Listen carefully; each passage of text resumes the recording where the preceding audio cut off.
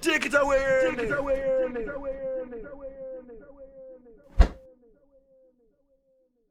All right, y'all. Welcome back to the Ern1 podcast. It's your boy DJ Ern1. It's your boy Diff Hue. And today we got a special guest in the building. We got the homie Snugsworth. What's good?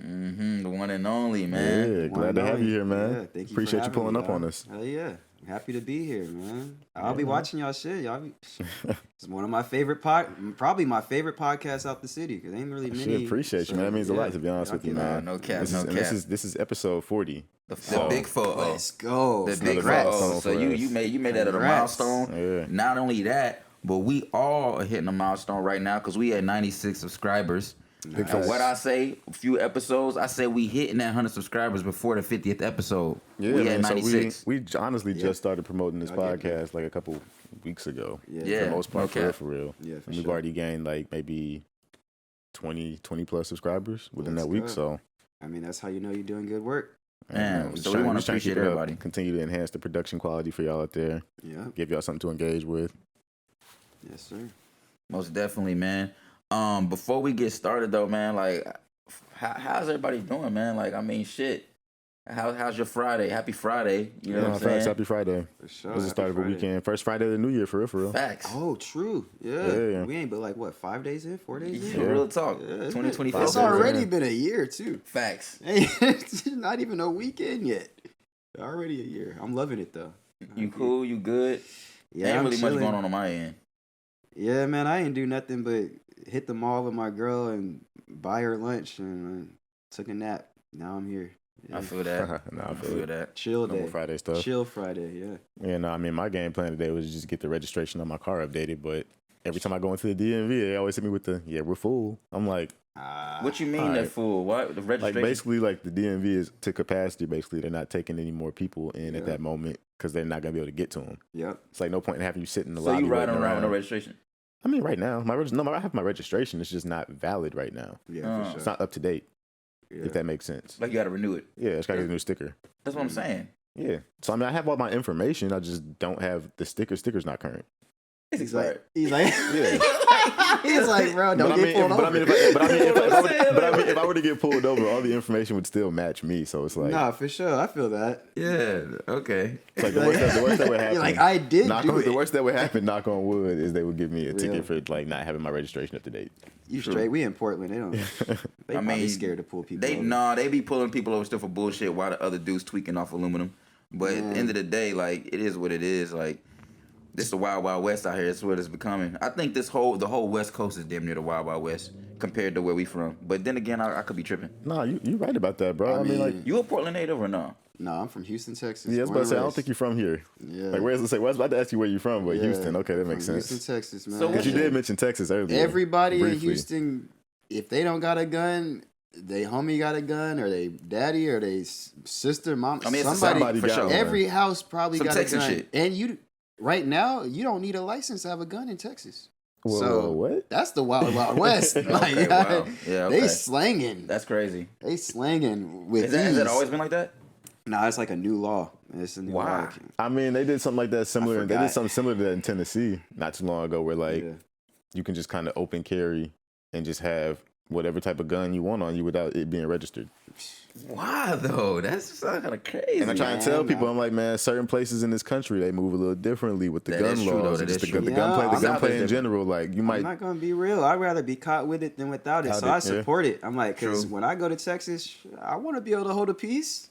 I don't want to have to go to get a license so I can protect myself from, bro. from the people that don't have a license. Exactly. Nah, I feel you. Because it's mad people that's gonna get the gun without the license anyway. And them True. 12-year-old True. kids locked up for no reason. And it's so funny. People are always talking about these like gun law reforms and stuff. I'm not trying to think be like too controversial or anything like that, but it's just in my opinion, I'm like, yo, I just know how criminals think for the most part. Like Yeah. the fact that you put a law in place is not going to stop them from doing what they got to do. So what, Yeah, like to your point, it never has. How'd you get out here from Texas? Like, what was that whole transition? So, I just got my GED, Okay. and the motherfucking Art Institute recruiters was out there, and they got me. They convinced me to go to the Art Institute. I was trying to go to Worst Rashad. decision Wait, of in my life. Atlanta? No. Fuck the Art Institute. Don't go there. It's an art institute, and almost actually the one in Right. Portland I think got closed down. But they asked me, they're like, "Oh, we have art institutes in different places. Where would you like to go?" And at the time, I was dating somebody who was like, "Oh, I want to move to Portland," and I was like, "Well, shit, I'll go to Portland. Like, fuck it, I'll have a reason to be out there." Moved to Portland, and I ain't, I've been living here since. I mean, I did live in California, North Hollywood, for like a couple months, but I just started missing Portland, and I came back. It's like I want to be around the trees and the bees, and well, I guess ain't really many bees, but you know what I mean. Nature, Yeah. the nature out here is nice. So what year did you officially move to Portland? I want to say 2012, 2013. Okay, you made it for a minute. Yeah. Okay. Yeah. They be saying I'm basically a local at this point. I mean, they try to say once you've been somewhere for 10 years, you can technically claim that you're from there. Yeah, but that's about right. I'm repping Houston. I mean, as you home. should. That's home. Yeah, I go back home and I'll be feeling at home. So, chilling. I would have never thought that you were from Houston. I don't know why, but that's dope. Where would you think I was from? That's the thing, bro. Honestly, I couldn't place it. I can't put you in a box, like, and that's honestly a good thing. Yeah, exactly. I was about to say that's cool because, like, I mean, it ain't bad either. Like, sometimes, but depending on the person, you be like, I know he's from, like, he's got to be from the East Coast or he's got to be from this, but it's like, nah, like, I'm not gonna lie, I stand out in Houston. I always have. I ain't never fit in out there. And it isn't even like a bad thing necessarily. It's just I always been the one that they like. Beat of your own drum, bro. What are you on? No, I feel you. I mean, it's crazy how we even met. We met unofficially through Instagram because you was following one of my alternative accounts, the fucking Stray Carts PDX. Oh, that's funny. We didn't actually, because like before I actually met this dude, I knew who he was through like social media and shit. Who put me onto that? I think it was Jason. Put me onto that page because he was like, "Bro, what's up with you in the shopping carts?" And he was like, he's like, "It's crazy. I got a homie who has an account." Because what I would do for a while when I would make content, I ain't put a lot of it out, but I would just go sit in a shopping cart and film me record, like performing the song in the shopping cart. Okay. And I even had a cover art for a beat tape I did. It's literally just me sitting in a shopping cart. Like, I don't know. I just like to sit in shopping carts. It's just been a thing. And he was like, "Yo, I got a homie who takes pictures of random shopping carts, just stray shopping carts." He said that to me. I was like, "Yo, this is my shit. That shit's art." That's art to me. I mean, but to your point though, I mean, like, I feel like just every dude for real loves fucking around on shopping carts. Like, right? It's fun. It's been a thing since we were kids. It's true. Yeah. Like, But the point to that is it was just cool that we met through something like that. Then I don't know, we met up at I think it was off Hawthorne. That's where it was at. It was at it was McConan's listening party. Little Griddle. Yeah. Yeah, that's where I actually saw you for real. But it was just like I was like, you know that the Stray Carts is me, right? And I don't think you knew that, but it was just cool because it was like just coincidentally through Instagram on some other shit. That's it. Yeah, I first encountered you via Jay Jury. Yeah, I was gonna say, were you at Dope Fest? I was at Dope Fest, but I was also DJing for him. I'm his DJ when he had somebody when he was performing. Oh, okay, but that's what's up. Basically, he was performing. He had the show at Kelly's Olympian, and you were producing on the fly for Blossom. Yep, I remember that night. Yeah, I remember that. So that was the first time I encountered you, and that's when I was like, this dude's doing all this on the fly. I'm like, yeah, man, I just like to have fun. I was like, this dude's different. Yeah, I actually for the longest was doing beat sets where I would just whole beat set just on the OP1 I had for a while, just making beats on the fly on the OP1, and then eventually it just became a thing that I realized like, yo, I could make beats in like 2 minutes. So then I started doing it on the computer the same way I would work on the OP1. I was like, I'm just gonna do it on the computer. Yeah, and it just stuck. Like, it'd be people going crazy when they see me do that shit. Like, did you really just make that beat? You didn't just make that beat.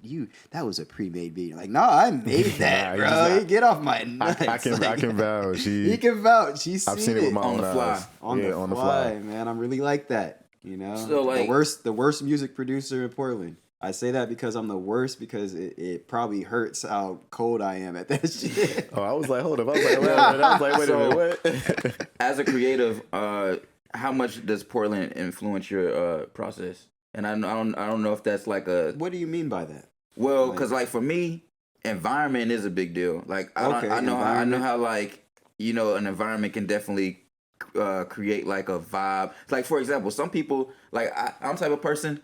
If I had it my way, I'd set up a studio space in a dope ass open space somewhere with a dope ass view, just to give me a certain mindset. And I also like to be in a city where I feel like there's a certain type of energy that kind of gets me inspired. So like, does Portland give you any type of like creative vibe, or is it like you can pretty much get down in any bag anywhere? It's both for sure. I would say I can get down in any bag anywhere, but also Of course. there is something about for me with making music and making just good art in general and just being my best version of myself. Like living here definitely plays into that because of the food here is a little more like I got more organic grocery stores and stuff like that. And I'm a chef, so that plays a lot into it because a lot of my creative process is defined by what I ate that day.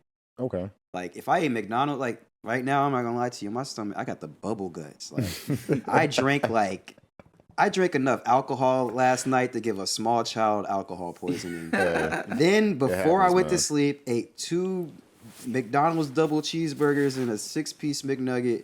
Like the music I would make right now would not be the same as if I like drank kombucha all night and ate some vegetables, and I'd wake up in a different my microbiome has a lot to do with like where my headspace is and the way I approach music, and I feel like the energy I put into the art. Like if I'm really there, like I really feeling good, you're gonna hear it and you're gonna feel it in the music. But if I'm really feeling like, it's like you probably gonna feel like, damn, why does beat sound like he's so pissed off or something? So yeah, so it is like that. It is both because I can also channel whatever energy I need to channel. Like I can make myself feel what I need to feel to get the job done, but obviously it's not going to be as authentic for sure. So I only brought that up because I tend to always ask similar questions with a lot of the guests on here that are creatives in the city, because I do feel like there's something special about this place. A lot of people come and go here. A lot of people come here and they, for whatever reason, don't fuck with it and then leave. And yeah, I think that like there's still something about this place that I think is special for a creative, because if you're a person who has your own vision to where you already know what type of world you want to create, I feel like there's a good place to kind of get it off. And I don't want to come off biased, but I feel like it is definitely. You was at the first Oregon Trail session, so you already know like the energy is like, if it's a difference between making music at your house, making music at the studio, and making music in a cabin in the woods. True. You know what I'm saying? True. I made like with people you never met. I made like 6 songs with me putting vocals. Crazy. You know what I'm saying? I produced for some. You know what I mean? It's a different. It's like because I'm feeling good. I'm in my element. We had healthy food. We're cooking. You know what I'm saying? You see, I was chefing up here and there. I'm opening up the grill. We firing up the grill. I pulled out a little bit of the Snugs sauce. Mm-hmm. You know, it's different for sure. So I will say, yeah, living here definitely does play into my creative process. Now that I think about it, because yeah, the Oregon Trail sessions, like that shit changed my life. I just had a friend today ask me from a Charlotte homie. He was like, "Yo, so I don't know why he asked me this question, because he already know Jeff. He already knew the answer, but he was like, he's like, so you really feel like you've had a better opportunities out here or out there compared to Charlotte?" And I was like, "Of course, bro, but it's like I still love back home. You know what I'm saying? Because that's my hometown." But at the same time, like, not to interrupt you or anything like that, but I feel like it all depends on what you come out here for. Like, I mean, I also feel like, I always say this, but I feel like a lot of the reasons why I feel like a lot of people move away is because they come out here from cities like Houston, Atlanta, Miami, New York, DC, Chicago. Heavy motion. And they heavy motion, and they expect or just hope that the fact that these major brands are out here, that this city that these major brands are placed in is also going to provide them that same exact access that they formerly had in Atlanta, DC, Miami, Houston. I feel that. New York, Chicago, Philly. True. That's just not the case. It's not a big, fast city like that. Like it can be if you live like that out here, Facts. But it's so easy to just take it slow. But even still, the people that have those jobs that are attached to like the super fast-paced environments, they're never really here because they're always tasked with going to said fast-paced environment to do said work. True. If that makes sense. It's just home base for them. True. And a lot of people can't get over the fact that this has to be home base for them, based on what they're asked to do on behalf of whoever they're working for. Yeah. If that makes sense. It is based off who you are and what you do in your lifestyle. Definitely. I can really only speak strictly on creatives. So it's tough. And then also, if you're a minority that moves out here, it's like, damn, like there's not even that many people out here that actually look like me that are even doing what I do professionally. There's a community. We out here. Yeah, they exist, but I mean, it's not as easy to find as like being in like a major city like in Atlanta, Houston, For sure. I where you mean, just step outside and you automatically see 20 black people, 20 Latinos, yeah, 30 Asians. Like, you just got to be down to explore the city if you really want to see like that. Because I live in an area where I can actually walk outside. And it's Mexicans, it's black people, it's diverse. But yeah, like where you living right now in this neighborhood, you ain't seeing nothing but paper. And a lot of people move out. And people move out here from these cities without having been here before. Yeah. So it's like, all right, I'm trusting the word of whoever hired me from this brand to, bring me to a place that's gonna be viable for me sustainable for me long term. And it turns out to not be that for a lot of people. And that's why this city has, I feel like, the high turnover rate that it does. Yeah, regardless of what ethnic group you're part of. Because I know plenty of white people that are like, yo, I can't do it here. Yo, that's true though. I know plenty of them. Yeah. I've talked to plenty of them that are like, yo, this place is white as fuck. And I'm like, that's interesting. It's like, that's interesting to hear from you. But I mean, it's also refreshing to know that, like, I'm not crazy for feeling the way I feel about this city. Definitely. Or feeling the way I felt about this city at times, if that makes sense. No, I feel that.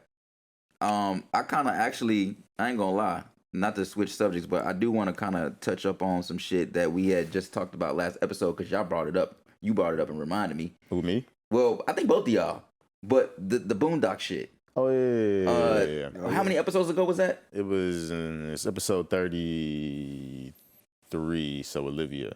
So, yeah, no, because, like, just recently we had put a clip out to the world. If y'all don't know, we put a clip out regarding to some shit I said about the Boondocks. Now, before I get started, man, I love the Boondocks. Like, that's, like, literally, I love the Boondocks. But I really felt like that shit ain't a real anime. But then I got checked. And I think somebody that Ern knows actually hopped in on the comments and was like, yo, so technically it is an anime because the studio production that made it was in Japan. So it was the production of the show was done in Japan, or at least the second season was, I believe, and the other seasons. So if that's true, technically it is an anime. But my argument was the origins is not of an anime. So for me, I'm still 50-50. I can't 100% agree and say that it's actually 100% an anime because it came from a comic strip that was in an urban hip hop magazine from America, not a manga. So that origin is not. So and I don't want to be beating a dead horse, and I'm also not trying to be stubborn at like I'm wrong. But, because it's 50-50. I feel you, but where my mind was at and has been forever is just like, shit, I see something that looks like that. I feel that. It's got to be that. I mean, like, if it walks like a duck, talks like a duck, and quacks like a duck, yeah, it's got to be a fucking duck. And so the way I look at it is regardless of who made it. Yeah, that's how I kind of look at it. But I look at it in a way where I'm like, okay, 'cause I watch a lot of anime. Like I go to a website where you could just click random anime and they just throw up just random shit and you just watching it.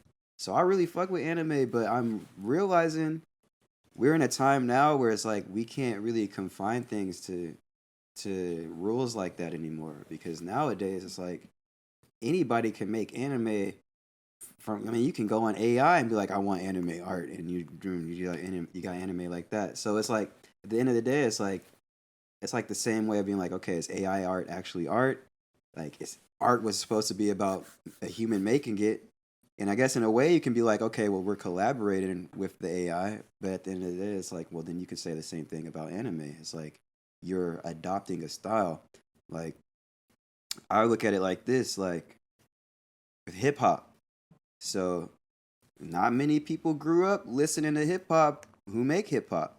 I mean, not many people grew up around the stuff that they grew up doing the stuff that they rap about or consume, you know what I'm saying? But it's still hip hop. You got a white dude named Yeet, and he's like one of the biggest hip hop artists. White though, I think he's like Hispanic or something.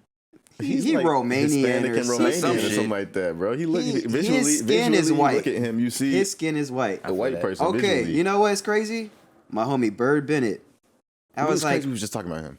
Bird Bennett. I seen him last night at Kelly's Olympian at the thesis, and I was like, bro, are you like Italian? Like, what kind of white are you? He's like, bro, I'm just white. What kind of white are you? I'm just white. And I was like, well, but he does look like he got something in him though. Yeah, and I'm not saying Italians aren't white. Italians are white. So I was like, that's white. Yeah, but they're like Mediterranean white, so it's like. But it's you know what I'm saying. But this, I'm talking about the white. Yeah, but this changed my. Not even changed my perspective, but it kind of helped me affirm the way I look at things. So he said to me finally when I was like, well, what is like your ancestry and stuff? And he's like, well, I'm like 25% Latino or something like that. And I was like, oh, but he's like, but I'm white though. That don't mean I'm like, damn, you know, it's crazy to me. No, they are white Latinos. Exactly. You know what I'm saying? So that's how I'm looking at it. I'm like, just because you got the ancestry don't mean you're not still white. Like that's like white people be like, yeah, I got 1% Native American, and now they like, I'm a person of color. It's like, bro, you are still bro, white. You've been identifying as white. So what? I'm 25% Mexican. I can't be like, I'm not black. You know what I'm saying? I can't, like, bro. If I say I'm not black, you would have walked in the room, everybody would look at you like, bro, bro, you sit your ass down, right? Like, come on. So that's how I look at it. It's like you said, if it quacks like a duck, it's a duck. Like. That's how I look at it. But at the same time, I get what you're saying because, like, we kind of talked about this earlier. Avatar: The Last Airbender. I don't even know if that's actually from Japan or not. I'm pretty sure that might be an American cartoon, but it's in the style of anime. And mad people would be like, "Oh yeah, my favorite anime is Avatar." You know, so I've heard plenty of people say that. I've heard Asian people say that. And you know what I'm saying? Double down on this again. I'm not an anime fan. I don't know if they're Japanese, but I've heard Asian people say that. I'm not an anime fan, so take whatever I say in this conversation with a grain of salt. I love a good anime. You know, I don't even consume the art form like that. I grew up watching Cowboy Bebop, Classic. Yu Yu Hakusho, Inuyasha. See, I know all these names, but I don't watch. Because I have friends that watch this stuff, so I'm familiar with it. But like, I would be lying out my ass if I said I just love to involve myself in just culture and media in general. Like I try to just be like a wizard of everything. Like, I might not engage with it, but I like to at least be aware that it exists and know where to go to consume it if I choose to. You know, I feel like I would never let a motherfucker tell me, "Oh, you don't really watch anime, so your opinion isn't valid." Like, I think your opinion is still valid, regardless of how much you watch anime. Like, just like music, it's like you can't say like the most important opinion in music is the listener. Like, we've gotten to a point where we now value our own opinions. Like, artists value the artist's opinion more than anything. But at the end of the day, it's like, what does the listener want? You know, and that's the thing that used to piss me off about working in like the corporate offices. Sometimes it's like, yo, like, you mean to tell me I was a person who has been the consumer of this brand for X amount of years, have countless friends outside of this space that are still consuming this product at a high rate. Yet I gotta convince an executive who has never consumed this shit, don't give a fuck about none of this shit going on aside from the dollar signs attached to it. Yep. Why they should tap into it. Like, that is the craziest thing to me. That is craziest concept. It's like, why are you even here? True.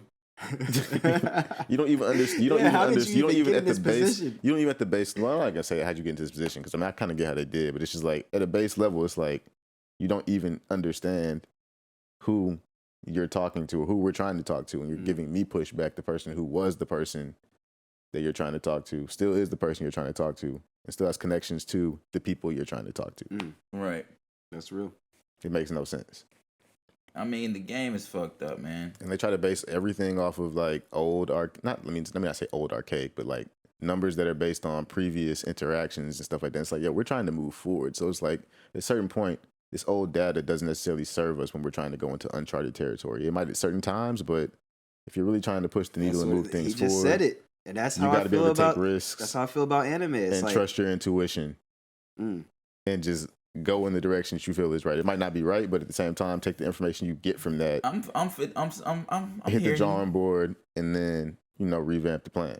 As far as the anime thing, I feel you, but I feel like you can't use that mindset towards everything, in my opinion, because I feel like being able to go your own direction freely without fully understanding. No, you definitely got to like be informed by data and stuff like that. But it's just like, yo, like at a certain point, it's like at a certain point in the juncture, the data is not. But I think that's just the purist in me talking. I think I'm always gonna have that no matter what. It just, you know what I mean? Well, at the end of the day, anime is just animation in Japanese. Well, I wasn't even talking about anime. I'm talking about just technically, in general, anything is anime. It's just animation. It's like well, it's like okay, we only so call I it looked up- anime because to us we're like, oh, it's from Japan and they call it anime, but they probably call anything that's a cartoon anime. Like if Anime. you're speaking So Japanese, from what I I mean, read, I assume I'm not sure. I don't from know what I Japanese. read, It could be the case. no, from what I read, it actually was the other way around. Anime, the legit term anime, really came from animation adaptations from mangas, which were comics in Japan. They didn't till recently, and I'm not saying recently as in a few years. It's been a long time, but as in like recent history. yeah, Like within the past like 30, 40 years. a little bit more like 20. 20? Yeah, Okay. because it's been around since like the anime's been around since like late 70s type shit. Yeah. So like it's now a common thing that anime is just all around animation. Got it. So it's more that's more of a relevant, the way you use it is more relevant now, but it used to be a real anime.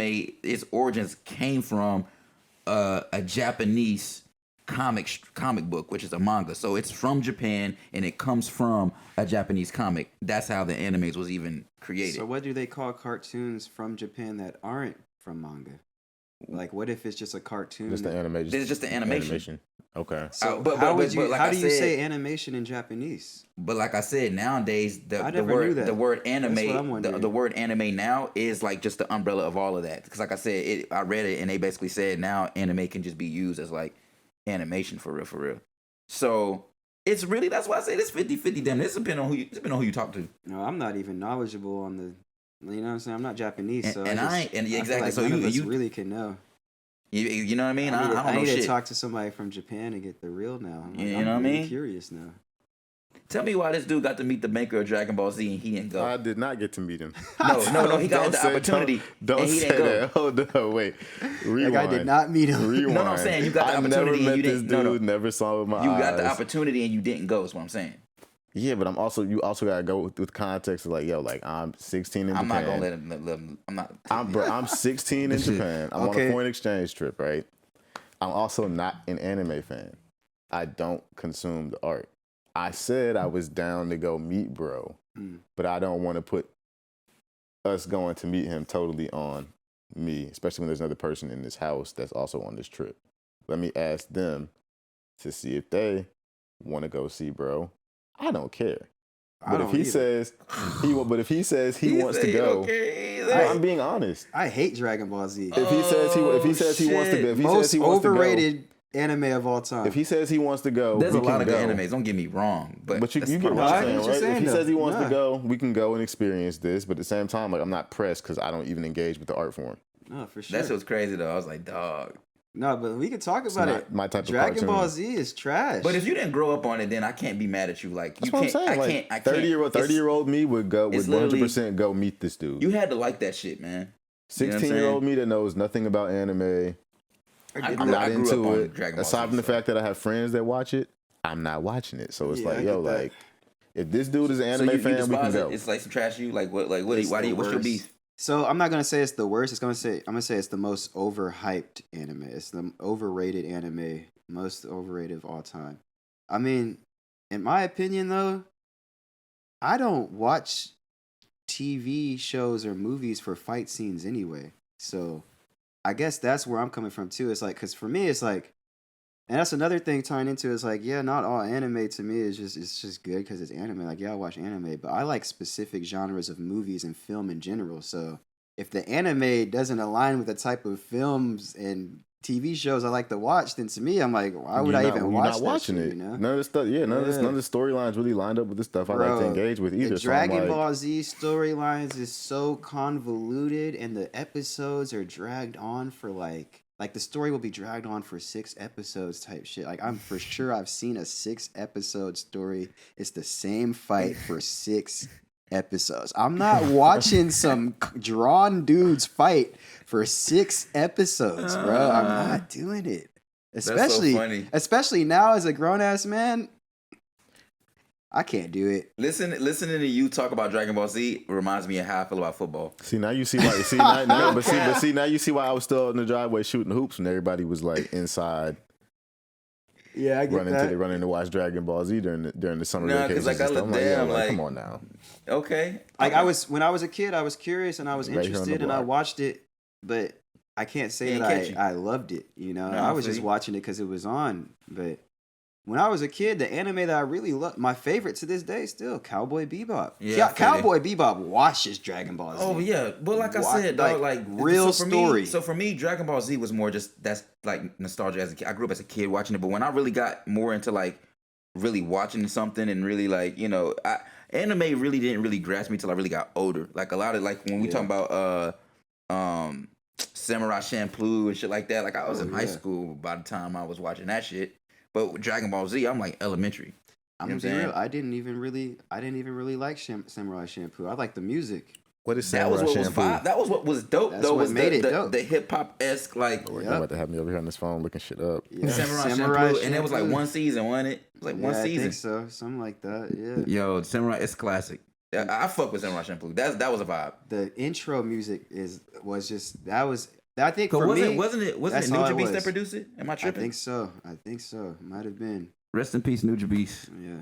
I always thought it was Nujabes. Samurai Shampoo. would say Nujabes. Nujabes. I thought it was Nujabes. Hey, Samurai if I'm butchering Shampoo, it- like shampoo for Not your hair. shampoo. If Yeah, I'm you got butchering the it, my right one. bad. I definitely put in I've always said shampoo. Nujabes though. I don't know how to. I've never heard it pronounced. How did you pronounce it? Nujabes. See, I don't know. I don't know if I'm right. As I'm saying, I feel you. I never heard I've anybody only heard say it people out say loud. Nujabes. Yeah, I've always said Nujabes, but I don't know. You might be right, bro. I mean, You know, it's one of them names. I'm bad with names. Me too. So bad. Your name is easy though. Snugsworth is so catchy. Okay, that's what's up. My name is actually Curtis. They just call me Snugs. Hey. I mean, well, There's you don't also- have to. You don't have to share your government, but Oh, I don't. you know, Bro, I don't. What I got to hide? you It's know, a but name. It ain't that deep. Honestly, just- I love my name. Curtis is a dope name. I've never met Snugs, it- I've never I met just a Curtis I chose didn't Snugs. like. I can For never real. look at you, but I can never look at you as a Curtis though, That's because I know you're fine. Snugs. No, But I feel that. I but feel it's that. like at the same time now, I kind of want to call you Kurt. Yeah, no, don't call me Kurt. He said, It's Curtis. so you can't. So I can't. That can't be your nickname. You can't be Hell Kurt. nah. That, you don't fuck with that. I ain't never. Nah. It's like, what you think this is Kurt Angle? Nah, cause like I fuck with Kurt. Hell Yeah, no. I never met a Curtis that I Big ain't Kurt. rock with. For real. Hi, yo, you got me Big fucked Kurt. up. Not Big Kurt. I can't call you Lil Kurt. That don't even sound right. I can't call you Kurt. Lil. I can't call you Lil Kurt. Kurt. I don't know why that shit don't even sound right. Kurt. Like it hurt. It Oh, hurt. man. Nah, but Curtis is a serious name to me. Yeah, it's serious. It kind of reminds me of my dad's name. My full my dad's name name's serious. is Curtis Lee Samuel III. Like I'm the third Curtis of my family. How you feel being a third Curtis? I feel like they Lineage. Carrying the torch. I'm carrying the torch. Carrying the you torch. know? I feel like we got better with each one. You know what I'm saying? My dad learned from his dad. I'm learning from my dad. You know, I mean, my dad's like 50 something, looking like he might be my age. So All right, well, hold on. Actually, that's a better Alright, question. man. How did you get the name Snugsworth? so, What's the origins of that? so I had a couple homies, two homies named Jeff, both two Jeffs. I was kicking it with two Jeffs. Jeff and Jeff. Jeff and Jeff. It's always a Jeff We and was Jeff. on our way to Galveston Island, Houston, going to the beach. I know that. I know And, of that. My ex is from Texas. We was just, Houston. you know, just vibing, and the homie was like, "Bro, why does it kind of smell like fabric softener in here? Like somebody smelled. One of y'all smelled really good." I was like, "Oh, that's probably me." And he's like, "You smell like Snuggles." Oh. And then they just never stopped calling me Snuggles. That whole day was like, "Hey, Snuggles." I was like, "What's good?" I was like, it just stuck. Like people was That's calling me. funny. But then over time, it just turned into just A nickname. Snugs. Yeah, it became a Yeah. nickname. Snugs, And I okay. needed a username. I think SoundCloud, some shit like that. I wasn't thinking like, oh, this is gonna be my name Your artist forever. name. I was just like, I just need a username. So I tried Snuggles. Snuggles was taken. Snugs was taken. I tried all types of stuff. Snugs, anything with Snugs, and I put something on the end of it. And finally, the only one that stuck was Snugsworth. It was the only thing I That could shit is Google. dope. I Googled it, and there was nothing. associated. There with wasn't it. was even catchy. there wasn't even a Duckworth yet. You know what I'm saying? There was nothing with a worth. It I sounds was like the only the, one except Slugsworth from Willy Wonka. Mm. I was the only one, and I've Farnsworth, always liked that name. and that's how I got it, because I was Okay. like, Farnsworth Bentley was like, I was like, yo, he's the coldest, flyest motherfucker in hip hop. So I was like, well, I feel like I'm fly too. So I was like, I'm Snugsworth. You know, I feel like it just had a nice. It fit that vibe of like what I was doing, like also the type of beats I made back then and stuff like, cause I started off as Zombie Party Apocalypse. That was my first beat alias, and I was making like hard style, like hella bass. But then as I got older, four on the floor, yes, shit. and then as I got, and I still make stuff like that. But as I got older, I started to get into hip hop and like making more like Outkast type beats, you know, UGK type beats and stuff like that. And I was like, you know, like Farnsworth Bentley with like some shit like this, Sleepy Brown with like some shit like that. I was like, okay, if I'm in that type of world, I'd be Snugsworth. I wouldn't just be Snugs. So that's kind of how it came to be. Okay. Yeah, for sure. When I hear Snugsworth, it reminds me of a dope ass comic series or like graphic novel or some like dope ass character. I want to start one. It's so catchy. It just seems like a name that it's just good. It's just a good name. I love good artist names. You know what I'm saying? Sometimes people be coming up with artist names and it's like, yo, like what did you? Some names be cringe to me. Like, why did you do that? Why? And sometimes it works. Sometimes. I mean, my name. I feel like I told the story before. But my name just comes from like the DC, Maryland, Virginia pronunciation of the name Aaron. Oh, word. Yeah. The accent, Aaron. the AR sounds like an ER. Yeah. Not to be that guy, but I never really cared much for my name. I just grew into it and just accepted it. It was more like I kind of like it just. It makes sense though. It's like, that's why like I can't see myself like changing it, but it's like it was one of those things where it literally came from some other shit, and I never dug deep into it because I'm the type of person if I dig too deep, I ain't probably never gonna find a name. So I was like, fuck it, this is what it's gonna be, and then it should just grew. But like when I do hear somebody that had, I ain't gonna lie, to this day, one of my favorite names though, artist names is still Comethazine. I like Comethazine is such a dope name to me, man. I mean, to me, it just sounds like an actual drug. I know. That's why I was like, that shit kind of dope. I feel what you're saying though. I'm like, it's kind of catchy. It's kind of it's cool. It's like it's memorable. Yeah, it's memorable. You know what I'm saying? I'm not gonna forget. I like names that are just like that are just some names just be simple. You know what I'm saying? I fuck with that shit. So reminds me of promethazine. Yeah, right. That's what I just immediately. That's what I thought of when I heard it. I was like, oh, this dude. Why? I wonder why he put the C instead of the PR. I don't know. I don't know what. I would like to ask him how he came up with that name himself. Drugs. Yeah, clearly he was like, I popped some promethazine and I was like, yeah, that's my name. That's why that's my name. But for all we know, he probably don't even do drugs. No, these motherfuckers drugged up. Yeah, probably. No, let me not badmouth him. We don't know. No. I heard Future say he don't even drink lean. I mean, this kind of leads to a great topic. The whole you rap. brought up the wrong artist because he knows how I rap get. people faking. It's kind of fucking that topic, man. so we might just go ahead and segue into that. Nah, real All right, quick. for real. That's really But a thing, yeah, man. man. Like I mean, rappers love. I'm gonna let y'all talk because he know how I feel. I told him my stance on this. I'm like, look, I feel where you coming from 100%, but I also kind of feel where the artist is coming from too. Where it's like, yo, like for example, I'm gonna do like Future, who actually was about that life for a long time, for right? sure. And my whole entire fan base knows me for this. I'm not about to just switch up my content, even though I don't necessarily do that anymore. Even though somebody It's gonna take some time for me to wean my fans. It's gonna take some time for me to wean my fans off of that. No, for sure. I can't just cold turkey. And even when you listen to like just stop his talking newer about that. music, it probably ain't gonna be but like one or two lines where he even say something about that. Like Right. he gonna be talking about some stuff and then he gonna throw it in there real quick just because it old sounds time's good. sake. Just For for old old time's time's sake. sake. Yeah. So I feel it. What I don't fuck with is when people ain't never done none of that shit in their life and they trying to perpetuate a whole stigma they would never even get into. Like you probably scared to even look at that type of shit in real life. Like it's annoying that the word perk is so relevant now. It's like half of y'all ain't never seen a real perk pill, Man. but everybody and their mama want to rap about perk pills. what I don't understand is people talking about running off on the plug. You ain't never had a plug. To run off People on. talking about the ops. You ain't never even Had got in a ops. fight. People talking about trapping and scamming. They don't even know what that even looks like. And On they Instagram, wouldn't even holding know your where to rent money. start. Like, right? On Instagram holding your rent money, knowing damn well you need that shit. I know a man out here. He's selling solar panels over here talking about ops and Wait, what? trapping. Yes, man. I'm like, you ain't never even been in that life. You a solar panel salesman out here talking about. It's hard for me to have these conversations because everybody's always gonna look at me like I'm a hater. I'm a And hater. that I'm like, Where the you know, camera at? Which one? Which one? I'm a hater. I hate y'all. Like y'all are whack, bro. Stop with that. Stop being so lame. I Like feel you. just grow up and be you. That's the only facts. thing. I don't care. Like just be you, cause you are good as yourself. You got a story. You got a life. You got stuff that we want to hear you talk about. Why are you over here trying to be like Playboi Carti or Future or whoever. And that was another You would point. think that That's people another would point. That's stop another point. sounding the same. That's another point I always stand on. Though Yeah. I'm like, I mean, can you also be mad at the new artists for seeing these old artists making that they admire and look up to making money off of this? And it's like, dang, I kind of want to make similar music to them. That's like the worst excuse for me. But I mean, that is though to me too. And it kind of It's pisses not- me I'm off. not But saying- I understand it. Yeah, I'm not Yeah. saying No, for it's sure. right, but I understand how that. But like I said, in how order a to new shift artist. that, But I'm saying I understand how a new artist could fall into that trap. Yeah. but we have to Where it's learn like, to shift yo, that this as is what consumers and this creators. is what I see selling. So I'm gonna also put something out that I feel like is similar to what I see selling.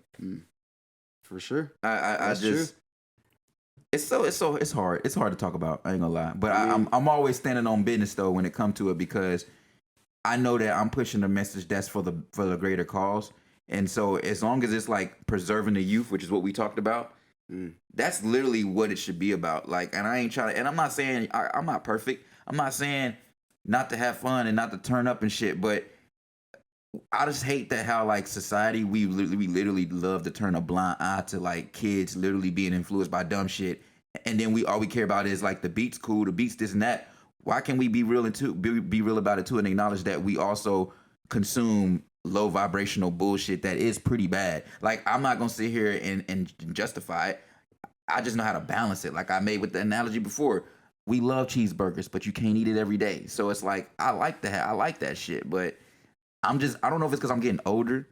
You know what I'm saying? Probably. But it's Also, just, I want to say, don't eat McDonald's. That shit is Man, I just not had good that for shit you. today. We need to Man, boycott them. They I shouldn't even killing say us. that on camera. Yeah, I might have to They bleep that killing out. us all, man. Yeah, I know, man. That shit Some killing me dog right food. now. I still can't digest it. Man. The dog food, man. Learn from my The mistakes. only McDonald's I ever eat is McDonald's breakfast. That's even worse. At least if you're gonna go to McDonald's, at least eat the I'm gonna fucking be real. Big Mac or It something. hits. You That's know? the only type of McDonald's I'll That's still it. eat is the breakfast. Like It is for good. real. I mean, I'll get a little bacon egg or sausage egg biscuit, and then sausage egg and cheese or bacon egg and cheese biscuit with the hash brown. I'm not Some gonna say orange it's, juice. it's disgusting because I still eat it, but How do you feel though as a creator though and a consumer? Because I feel like you're both because you do like to consume things that you like to consume. But how do you feel as a creative and a consumer in this day and age with music? And like, do you feel like you have a role that you have to play with a message, or are you kind of just like fucking I'm gonna do me and y'all leave that to y'all because that's not my position? Because some people feel, like me personally as an artist, I feel like I have a duty regardless. It's like, to me, in my opinion, the same way I look at NBA players. You can say whatever you want, but as soon as you go join the NBA, you have kids that look up to you. So you're automatically a role model no matter how you look at it. It's just one of those things to me. So I kind of look at that in a sense, at least with hip hop. But at the same time, like these are normal people. They just have cool jobs. So it's like, But it doesn't you don't matter. have- but I mean, it does matter because it's like, yeah, like I don't even like just because I have this power doesn't necessarily mean I want it. That's like, why I don't- asked you. And How it you could feel be about like the Charles Barkley ad campaign back in the day. I'm not a role model. yes, I So it remember could be that. it's like, yeah, Yes. just because I am a role model, I'm telling I you, remember that. don't look at me as a role model. Like, Fair not enough. look at Yeah. me as I your role respect model. that. I feel like it's for me personally, I really have no clue. Like I'm just here. But I do feel like it should be up to artists. It's like if they want to take that stance, then they can be looked at like that. But I think you should be able to say, I'm not a role model. Don't look up Don't to look me. up to me. You should be able to say that. But at the end of the day, I feel like for me, And I feel like that's just as commendable, to be honest with you. yeah, it is commendable. It's real. Just be. That's how I feel. That's Just be you. that's how I've And always. for me personally an though, artist. I do a lot of work in the community. I feel like I'm really big on. I mean, I'm not trying to upplay me or downplay myself either. I'm just like, I do attempt to help, especially with artists. Like I do my best to like give mentorship and guidance and consulting and counseling and criticism. Like I tell people all the time, yo, don't be scared to send me your music and ask me what I feel like you could improve on and stuff. I'm here for it. Like that's always been it. So for me, I'm like, I don't feel like I really need to have a message in my music to be a purpose because I, as a person, have a purpose just in life, and my purpose is just to help people. So I'm like, I'm already helping people. I don't feel like musically I got to be like saying free Palestine in my songs or something. Not that I'm saying you can't do that. There's nothing wrong with that. And I'm not trying to take a stance or nothing like that. It's just, yeah, Well, we also were just talking about how you were saying how motherfuckers be getting on the track and rapping about a fake life. Wouldn't you consider that still part of kind of preaching in a sense of like, it's either you don't call out the bullshit or you do call out the bullshit. I mean, So, and I feel like people are always gonna take it like someone's always gonna take it like you hating. Yeah. You know what I'm saying? Even though, like I said, No matter what you do, you can be look talking like a some hater. truth to this shit, some validity to it. You either a hater but or you like, corny. Yeah, right. It's one of the two. You either a hater or you a Corny. follower for not having an hater or you opinion or corny. something. Like it's So always I feel like so like that's why I kind of reiterate the question again. So it's like, do you? Because I mean, you're talking about it on the pod, so you can't be as passive about it. It clearly is something that's on your mind that you do feel some way about. Wait, what are you talking about specifically? As far as just like artists just not being themselves, people getting now that's what I'm saying though. Like being yourself doesn't always mean you got to have a message behind your music. Some people just it don't, but it also doesn't mean you got to literally get on and say some shit that you know you don't do. Oh no, for sure, And that's what for I'm saying. sure, yeah. Or to like try to glorify a lifestyle you know you literally don't live. Definitely not. But I don't think that you have to. I don't think that just because you don't have a message that you're not actually talking about something important and something actually true to you. You know, because I got a lot of songs like, I mean, I guess you could say there's a message in it. So when I think about it, yeah, my music does have a message, and a lot of times it's like I'm giving you like it's like an introspective thing, and if there's something that you can take from my, introspection, then so be it. That's the message. That's the message for you. Like, it's really just about, I mean, because we can even flip it around and say, like, you can listen to somebody talking that bullshit, talk about shit that we feel like, is like low-key harmful and toxic to our community. But in a way, there is a message because it's not like they're saying, it's not like we don't all know what that is. So I feel like, you hear a song, somebody talking about how they trapping and they got shot, you thinking, okay, that's a message. Like, if you trap, you could possibly get shot. So if you ain't trying to get shot, don't trap. No, At the end of the day, it's like, yeah, it's just really like, I feel like if you were being yourself, you might naturally just be having a message without trying. I don't think, so I'm not saying you have to have a message. I was just saying that. Oh, I'm not saying you are. I'm just saying you might naturally just, like, I feel like we might naturally just have a message just by speaking our truth. Like, our truth in itself is a message. So there's always something you can gain from anything. Like, that's how I look at it. Like, I don't think it's like I go out of my way to have a message, but when I think about it, like, I do have songs where I'm like, some of them are like you can learn something from if you really listen. And I guess, like, I don't know. It's just really up to the listener on how they perceive it. True. Because a lot of people listen to, I mean, great example, Kendrick Lamar. He got some songs with some messages. He got songs that, like, it sound like it's just turn up music. Like, remember that Swim Pools Drink when that first came out? Yeah. A lot of people was listening to that and they was like, yeah, I just want to drink. This is my turn up song. But if you really listen to the lyrics, he's telling you, like, it's a warning. Yeah, right. Like, That's just a warning. He's like, yo, bro, this shit, it'll fuck you up. So It's facts. yeah. Yeah. I mean, at the end of the day, You're right. At the That's my point of end of view, the for day, people gonna do them, and I feel like we have to all just make a choice to try to like balance things out. That's the best way I could put it, man. And I feel like I can't force nobody to do that. Like I always say, the only reason why I get anal about shit is because I know that individuality, in my opinion, as crazy as it is, we all have individuality, but I think a lot of people don't realize their potential of who they really are. So a lot of people don't even go after their own, like, who they I don't want to say go after their individuality because I don't know if that makes sense, but basically what I'm saying is being an individual with your own mindset and your own and thinking your own way is rare these days. Most people literally follow. So a lot of kids out here, at least in hip hop, they don't have any originality. And I don't know if it is because they don't have like It's not even hip hop, bro. It's in general. Yeah, true. Like, you can just go on your Instagram feed and see that. Like, you'll see plenty of people dressing exactly the same, wearing the same type of stuff. So like, what I call them IG. You know what I would You look like IG. what I would say to that, I would say is it's I don't even know if a lot of times that's about people lacking originality or individuality. I think it's more so about people finding comfort in familiarity. Break it down. Because I think, like, I don't know, like, you are a product of your environment and what you've been around. So if that's what's familiar to you, that's what obviously you're going to mirror, because we are sponges. We just soak up whatever, especially as children. So if you were a child and that's what you always seen, that's what you comfortable with. That that's ain't always the familiar. case, though. Not always, but Because I'm you could saying, become the like, complete opposite of your environment. That is true. You can literally based off your environment, go the opposite direction because which is a product of your environment because you're true. That is still a product. Yeah, true. I'm not saying it's black and white or anything. I'm just saying like, for some people, like they find comfort in familiarity. So you can't always look at someone and be like, oh, you just a copy paste. It's like that just might be what's comfortable and familiar to him.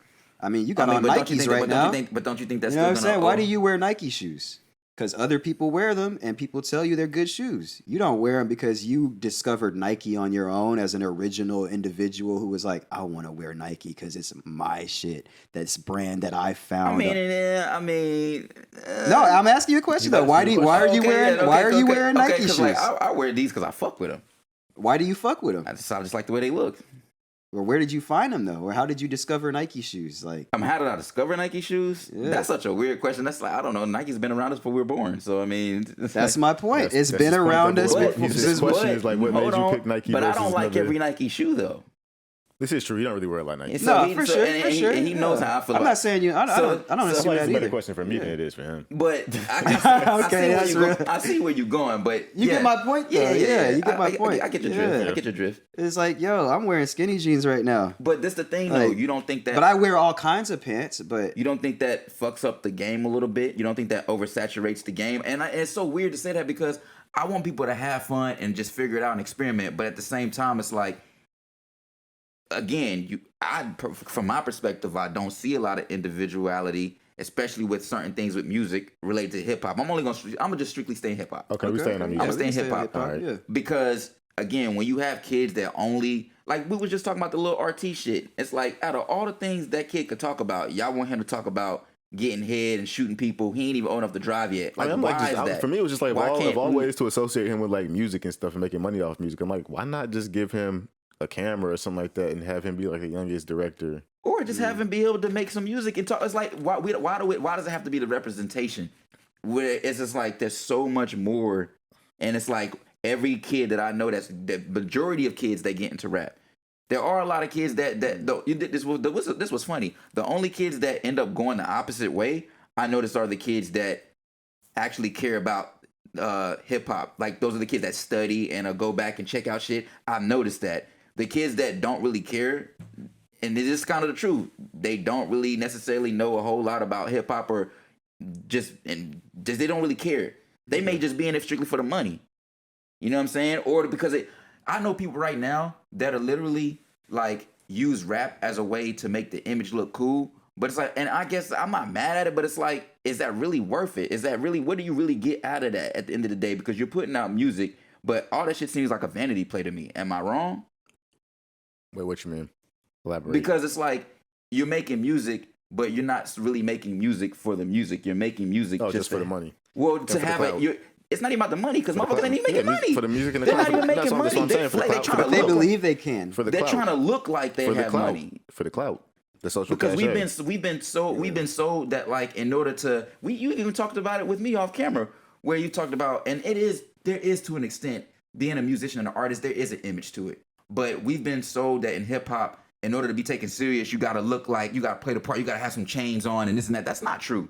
No, it's not true. But okay, hold on. This is I actually, so this is how I look at it, because I've always grown up kind of motherfuckers try to bully me and I gotta whoop somebody ass type shit, because I don't fall in line with that comfort to familiarity type shit. Like, I like the unknown. I like to explore. I like to get into new things. So as soon as I started dressing differently, as soon as I started talking differently, as soon as I started just being different, I was ostracized. But I'm saying, because of that, like, I think, so for one thing, it's like, we've always been told, like, especially if you're growing up in the hood, you can't be on no gay shit. You can't be on the. They tell you rock music is for white people. Said I wore nothing type pants and shit. But they tell you rock music is for white people. Facts. Gay shit is for white people. All skateboarding is for white boys. A lot of that shit we kind of innovated it. You know what I'm saying? The top skaters right now is Hispanic, Asian, people, and black. Black people were the leaders in the revolution that even allowed a lot of people to be out as gay people. But black people were the whole reason why we even got punk rock. Like, we wouldn't even have moshing if it wasn't for Jamaicans. Because Jamaicans would be like, mash, mash. And mash sounds like they saying mosh. So I think with shit like that, it's like I said, it comes back to the comfort of familiarity. And it also comes down to playing it safe and being comfortable, like with not being ostracized. Because not every kid... And also, I don't blame the artist. I blame the consumer, and I blame the society more than anything. That's what I said. Because it's not really up to us. It's like if that's what motherfuckers want to listen to, then why would you not cater to it if you're trying to get to your bag? So I as get it. consumers, we have to learn to shift it though. We have to help shift it. And I said that's the hardest part. As consumers, you have to acknowledge your role. And a lot of people do not want to acknowledge their role. They want to downplay shit and just be like, well, I don't give a fuck, or the beat's cool, or they make a joke. And it's like, well, but you have people literally dying over shit like this. You know what I'm saying? But like they always been dying over it. Even before, like back in the day, hip hop wasn't always selling drugs or even doing drugs. It went from being kind of just... Well, at first it was just people just like to have fun. Like people they were just trying to they were just trying to enjoy life. DJs, DJing, and then the MC would just come up there and they would just say whatever. It was DJing, like, b-boying. Honestly, a lot of that stuff didn't even have substance. It was just chilling. The hop, the hip, right. It's all about the elements. That's all it was about. It's like most of it was just they want to dance, they want to have a good time. We trying to bring everybody together. So really, individuals together. Really, the origins of hip hop was really about bringing the community together. If the community wants to hear trapping, and that's what brings people to come turn up and dance together, they got to hear you talking about trapping. Then that's what the consumer happens when they come together? Some shit get shot up. Not always. Not always. Like I said, there's a lot of rappers that's rapping that shit. Just know in the back of my mind. I was being funny. Know in the back of my mind. I'm keeping that as a possibility. There is some slight validity to that because we was just talking about how certain venues won't allow certain sounds or artists from music or certain genres of music because it's too amped up or too turned up because it brings a certain crowd.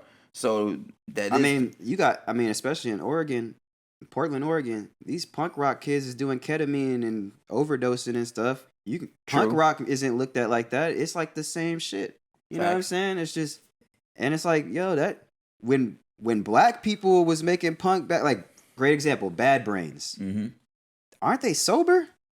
You know what I'm saying? Like they were like kind of the original punks. I'm pretty sure they don't do drugs. They don't even consider their music punk rock. They were like, they don't even like that. They didn't want to be put in a box. They're like, punk? We ain't punk. Like it doesn't even sound, because I mean, to us, to most people, like you look up punk, it's like, oh, you a punk. Like, so it's like, you know what I mean? It's like we just kind of put labels on shit. Like just because we put a label on it don't mean that's how the person who's making it is looking at it. I'm sure it's somebody that's probably making hip hop, and to us we're like, oh, that's a hip hop beat, but to them, like, I'm just making music, bro. It's just a beat. I'm just making, I'm just making a beat. Like they don't even look at it as a beat. They like, this is music. Like we calling it a beat, and they like, bro, this is my song. What are you on? Like, I actually went through that because I was just making music before rappers started hitting me up for beats. So I was like, bro, the song is done. They're like, what are you talking about? I don't want you to put your voice over it. This is my song. You know what I mean? But you did hone in on something earlier though when you were talking about the people being ostracized and stuff looking different. I feel like the point that I was really trying to get at when we were having that conversation off camera is just like stand out, be different. Yeah, but it's to the point where like if you are in the clothes and stuff like that, if you are talking to somebody about a brand you don't want them to look at you and be like, yo, who the fuck is this? This dude don't even look like an eclectic individual even is into clothes and stuff like that. So why would I even take this conversation seriously or give him the time of day? Which is the part that had me a little, because I'm like, it's sad that it's like that because, who's to say that there's not that next Basquiat that just came out the basement looking all crazy and we're going to judge him off of that, but we don't know what the way he looks is interesting. Not everybody likes Basquiat. I'm just giving an example. But even still, the way he looks is interesting. It's like, yo, like, who is this dude with the I would call them Bobo locks, not really Bobo locks, they're wicks, technically, freeform wicks and stuff like this. Like, who is this dude? Like, he's wearing a suit.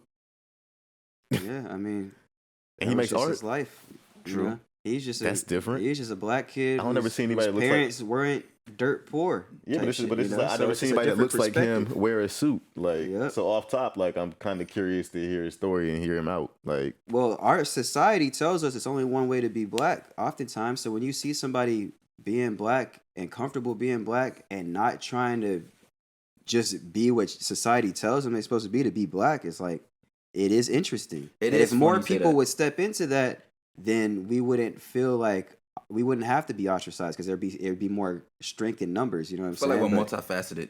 we are. We are. We So it's We like are. it's We like do and it it's all, like, just like any other race. You know what I'm saying? And I think in a sense, it's necessary to just let your freak flag fly. Like, just be okay with being cringy and weird. Like, that shit that you think is cringy, that you hide from people, that's probably the exact reason why you ain't popping right now. It's because you won't lean into that. And there's some people who are just waiting for you to do that. True. And as soon as you do that, you got a whole audience of people. Bro, it's literally you would represent me, bro. For example, I wonder what, like, the dude Mark Ribley that was popping on during the pandemic. Is that the guy that does shirtless and stuff? I wonder what he. I wonder the people. I can't stand that dude. But I'm saying before he did that though, I was like, I wonder what his persona was actually like.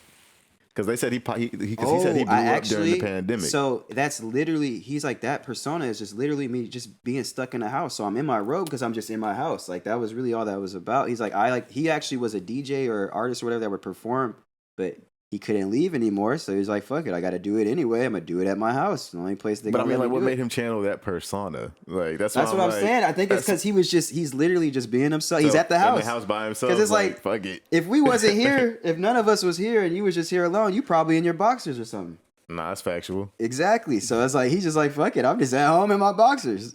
Like, that's really how I be. He just showed up how he be. Like, if he outside, he outside in the... Because it ain't like he leave the house like that. Like, he don't just rock that persona outside of his house. That's true. Like, I've seen him, like, do things outside of that. Now the pandemic is kind of, well, if you can call it over. I know they say it's a whole new surge or whatever, but he be kind of putting that shit on a little bit.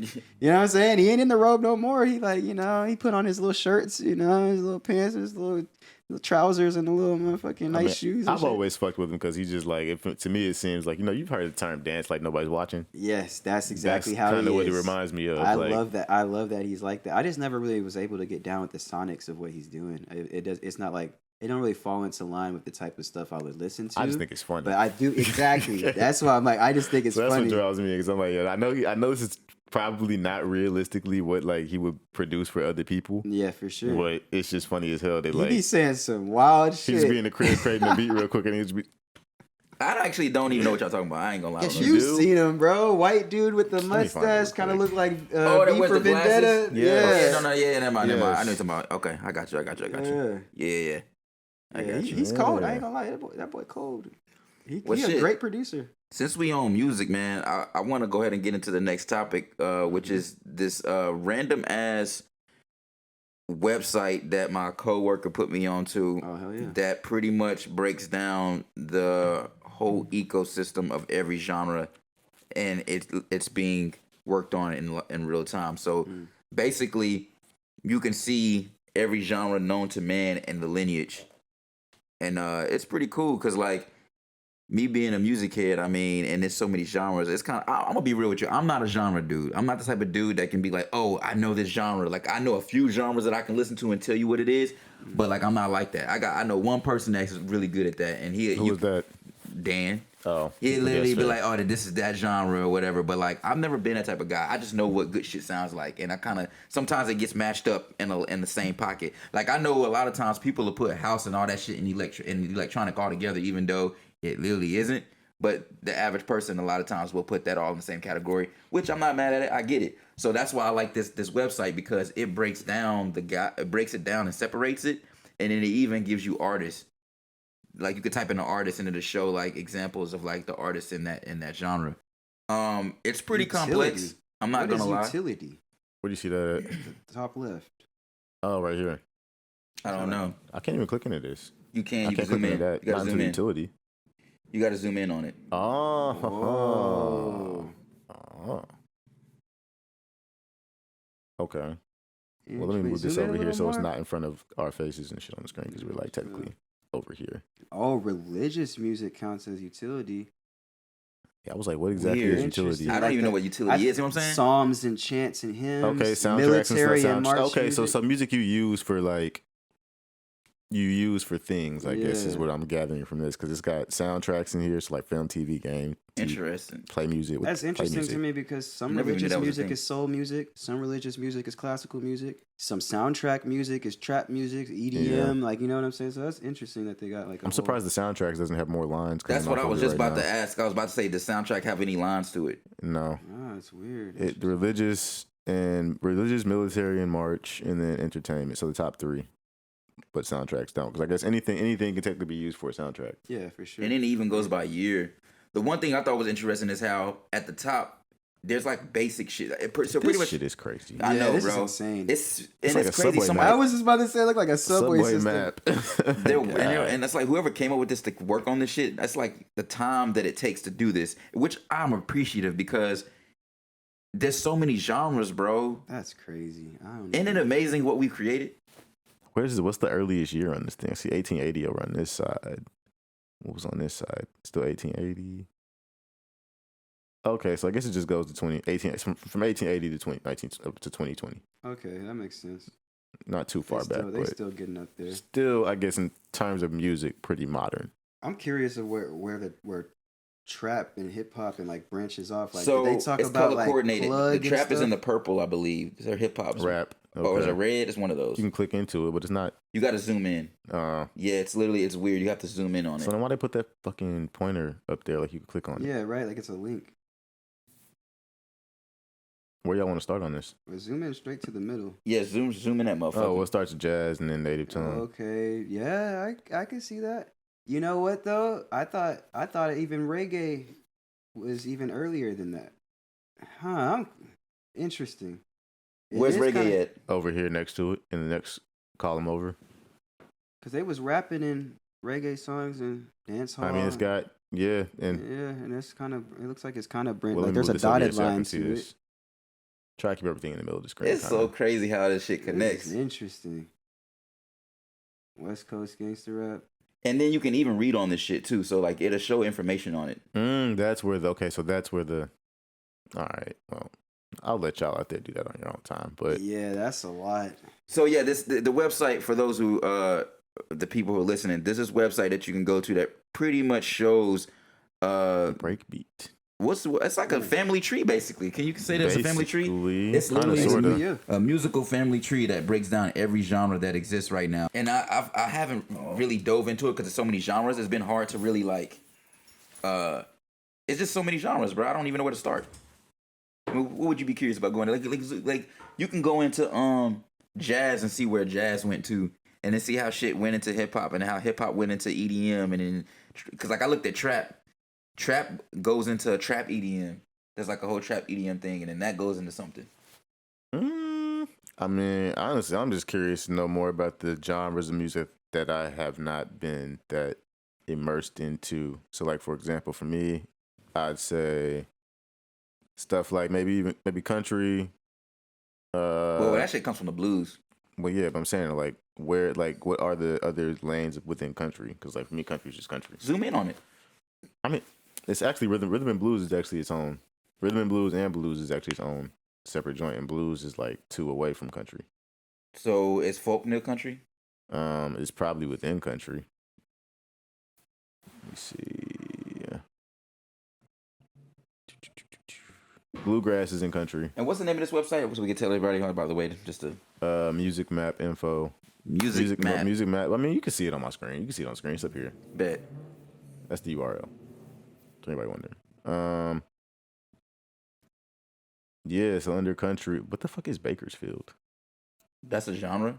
Yeah. Okay, so this is as far as you can zoom in. Honky tonk. Bro, Western swing. what the classic fuck is country, honky hillbilly. tonk? Probably That's probably crazy. maybe dance hall stuff. Hold on. Country dance hall. I gotta look this up. Honky tonk. Is that what it says? Yeah, Country dance hall. that's what I'm thinking it is. Honky tonk. That's crazy. The fuck is that? Urban country, Honky tonk. contemporary neo traditional. I've heard of honky tonk, but I can't remember exactly what it is. I just know it's like country music, but it's like it's like dancey country music. That's what I'm Yeah. saying. Like the dance hall country music stuff. Yeah. So like, okay, you can see what stuff is kind of. I think when you say dance hall, he's thinking like Jamaican country. Nah, I just didn't know at all. I'm like, what the fuck? And what is this? It says rock over there. I want to say that's metal. See, metal and contemporary rock aren't even in the same. You would think metal would be under rock. I kind of see. That's why it's interesting to go see Lineage, because it's like, why did they say that? Go to metal real quick and see why they said that. Well, let me see how far I can move this away from us, because we're, like I said, we're down here. I think if you zoom in more, it'll let you center it too once you zoom in. Yeah. Oh, because what'd you ask me to do again? Click metal to see why they even call it. Where the metal did some of the metal was in the orange. Yeah, it's in the orange. Okay, so let me. And there's also a search bar too if you want to type in metal. I wish they made it to where. Oh, there's a search bar here. Where you see that? Oh, up here. Yeah. Right. Well, let me. And it'll show the color coordination. No, it doesn't take me to it though. What do I have to hit the search bar? Heavy metal. It's got terms and stuff in here. It's like a glossary, which is helpful. Click where it says it's heavy metal. Will it actually open it? This Should. one? Yeah. Show the color. Let me see if I can. Is there a navigate thing that shows? Oh no, it says heavy metal as a phrase can be traced back to Steppenwolf's famous hard rock singer, Born to Be Wild. Shout out to Steppenwolf. So they are saying like, you know, it's just that it's. I mean, it has more influence than just rock. Because also blues is. Do we technically call blues rock music? You know, no, that was to consider that before that. That's why I was like, it comes from blues. Blues, jazz, and gospel are all in the same. It seems like they're trying to say everything comes from blues. Everything comes from gospel. It looks like, because it seems like it's like the middle is where it branches out. But because there's classical, there's world, there's folk, and there's utility stuff. Remember? And I feel like all of those at the top have lines coming. Oh, they do? Okay. Yeah, so if you go to folk should have multiple lines going to different places. Zoom in on folk. All of those at the top should have lines going everywhere. Yeah, it does. I see what you're saying. So that's what. Zoom in a little yeah, it does. Okay. The origins are at the top. And So these are the origins. That makes sense. Exactly. So the higher up, that makes sense. Okay, so folk goes into right all this shit over here, basically. Yeah, because folk is broad. Like, I think we think of folk today, and we just think of like. Yeah, here's the definition. I ain't gonna lie, when I think of folk, it's like a certain aesthetic. I think of. Well, it's from different. Yeah. So see, look, it even says it in there: Celtic, Nordic, African, Asian, European, North American, Latin, Appalachian. And it continues. See, I don't really know like southern folk music. Click on just folk music at the top. Doesn't open up a little panel to give us more information. No. It just brightens up on you. What if you search it? Because remember when you search it said heavy metal.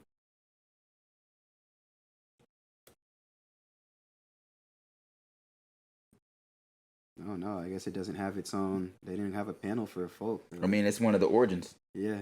It's like a land race string. There ain't gonna be no crosses. It is what it is. Yeah, it's like there's nothing to tell you where it came from. That's where it is. Industrial and gothic. That's a land race string, man. Yeah, like Death Grips and even Marilyn Manson kind of has some like. This shit is dope though. I ain't gonna lie. You could. I feel like every music head should take a look at this. That's basically what I'm saying. There's something down here too. Hold up. What is this? Yeah, what is that? It just breaks it down. Oh, so this is telling you like how adjacent things are based on the. I get it. It's bucketing it out. Okay, I like that. I get it. This is dope. Right. Because things can be similar and near each other, but doesn't mean that they're from each other type. Because I feel like I looked up shoegaze and this shit, and it shows the lineage of that shit. Interesting. You can look up. It's funny. So rap is in rhythmic and electronic. Yeah, that's funny. It makes sense. That makes sense. That's the only one out of these rhythmic genres of music. I feel like anytime you're dealing with drums, it's gonna be that, you know. Mm-hmm. Percussion, drums, that makes sense. Yeah, this is a really cool shit, man. I don't know. This shit, anytime I'm like curious about a genre now, I could just go there. That's what I'm thinking too. I'm like, that's cool.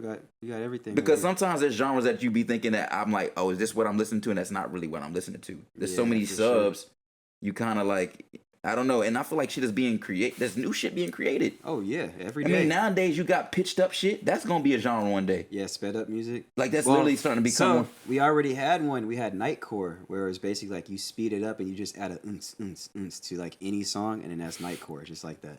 So you just take a hood ass rap beat and just do that. Almost all music got a Nightcore remix to it. If you search up Nightcore I'm about to look remix, that shit up. Yeah, Nightcore goes hard. I was listening to that back in the day. That goes back to what we were talking about off camera when I was like, yo, like nothing has been like nothing's disappeared. No culture is just fizzled out. It's like things have just evolved and been innovated into new things. You find them in new places. Like we went from cassette to CD players to MP3 players to now you just subscribe to a subscription, but it's all still listening to music, you know? True. So it's not like things just disappeared, they just changed. True. True. Because your iPhone is basically a Walkman. It's a CD player. No, I tell people you know all what the I'm time, saying? this shit's a fucking... Like if you gave it to somebody from back then, they'd be like, "Oh, that's a cool CD player." But don't you still miss the experiences of CDs and vinyl as a consumer? Well, that's how we talk about that all the time. You can't miss it because it's still there. You can still go buy CDs and you can still buy vinyl. Like True. I got a record collection and CD collection on my crib. We got a CD player, stereo system, you know, hi-fi setup. You can play CDs on it, tapes on it, vinyl. So it's still there. It's just, you gotta want it. Yeah, you gotta want it. I mean, that's some real shit. I definitely think CD's coming back. But yeah, we can go ahead and go into the videos. We've actually been trying to do some new shit. Last episode, we've been showing some music videos of like artists that we fuck with locally, but also just artists that we fuck with in general. You know what I'm saying? So you want to start local or you want to go with the general artist first? Let's start local. Let's start local. Fuck it. Bet. So I guess the first one would be from Jitta on the track. Shout out to Jitta. Shout out to Yellow Trash Can. But the name of the song is "You So Cute." So let me. And this just came out today. Cute as yeah, freshie. And there's no ad. Nice. Gucci. Hey, this ain't for me, baby. And you seem to burn a flame. Hey, I see no one that's Does he edit all his shit? Yeah. That's what I figured. So where did he shoot this at? Oregon or somewhere else? Probably in LA.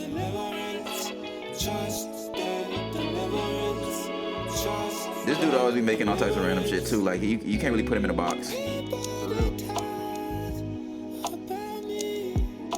There's something around me. Stay away from me.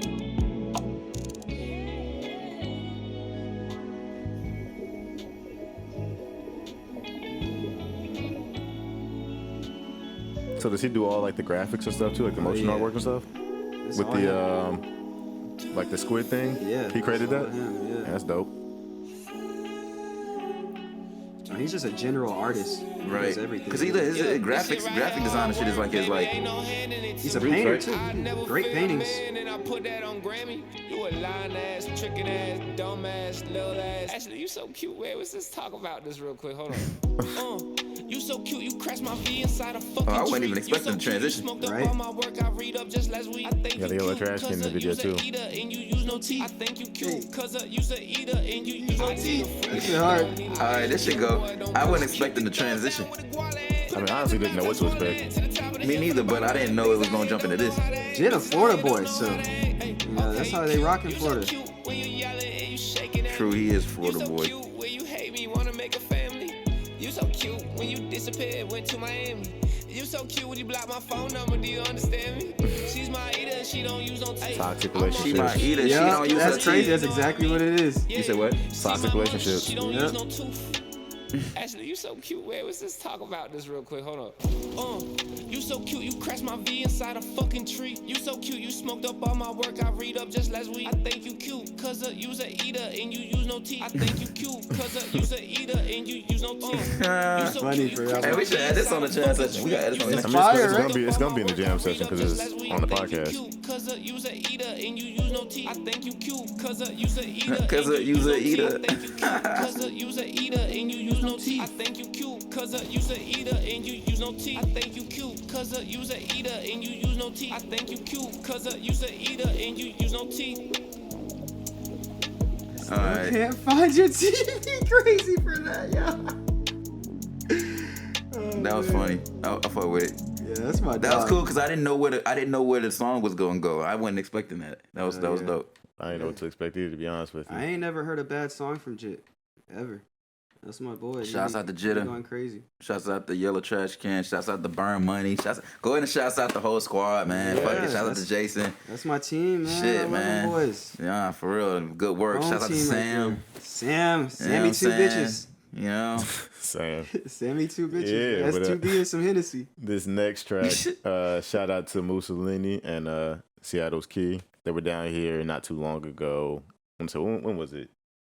November. Am I tripping? Maybe October. No, Somewhere around September. I want to say I'm September-ish of last year.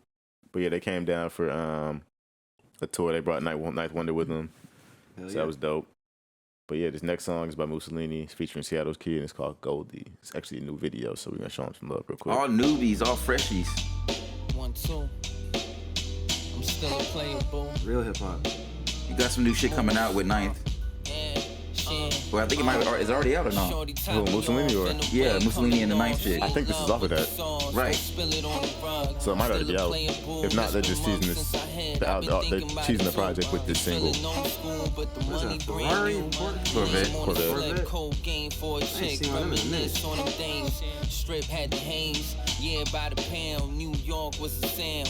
How we get around through the city in them trucks. That sample. God was about to say his samples are yeah. Yeah. First start with your health, I be out of town. And he for real act like this in real life too. Yep. Just cool dude. That's exactly what I'm talking about. He just being him. He's That's him just for really real. him. Baby chill, take it off. That's how Jit is too. the Jit is Pharaoh just Dime. like that, bro.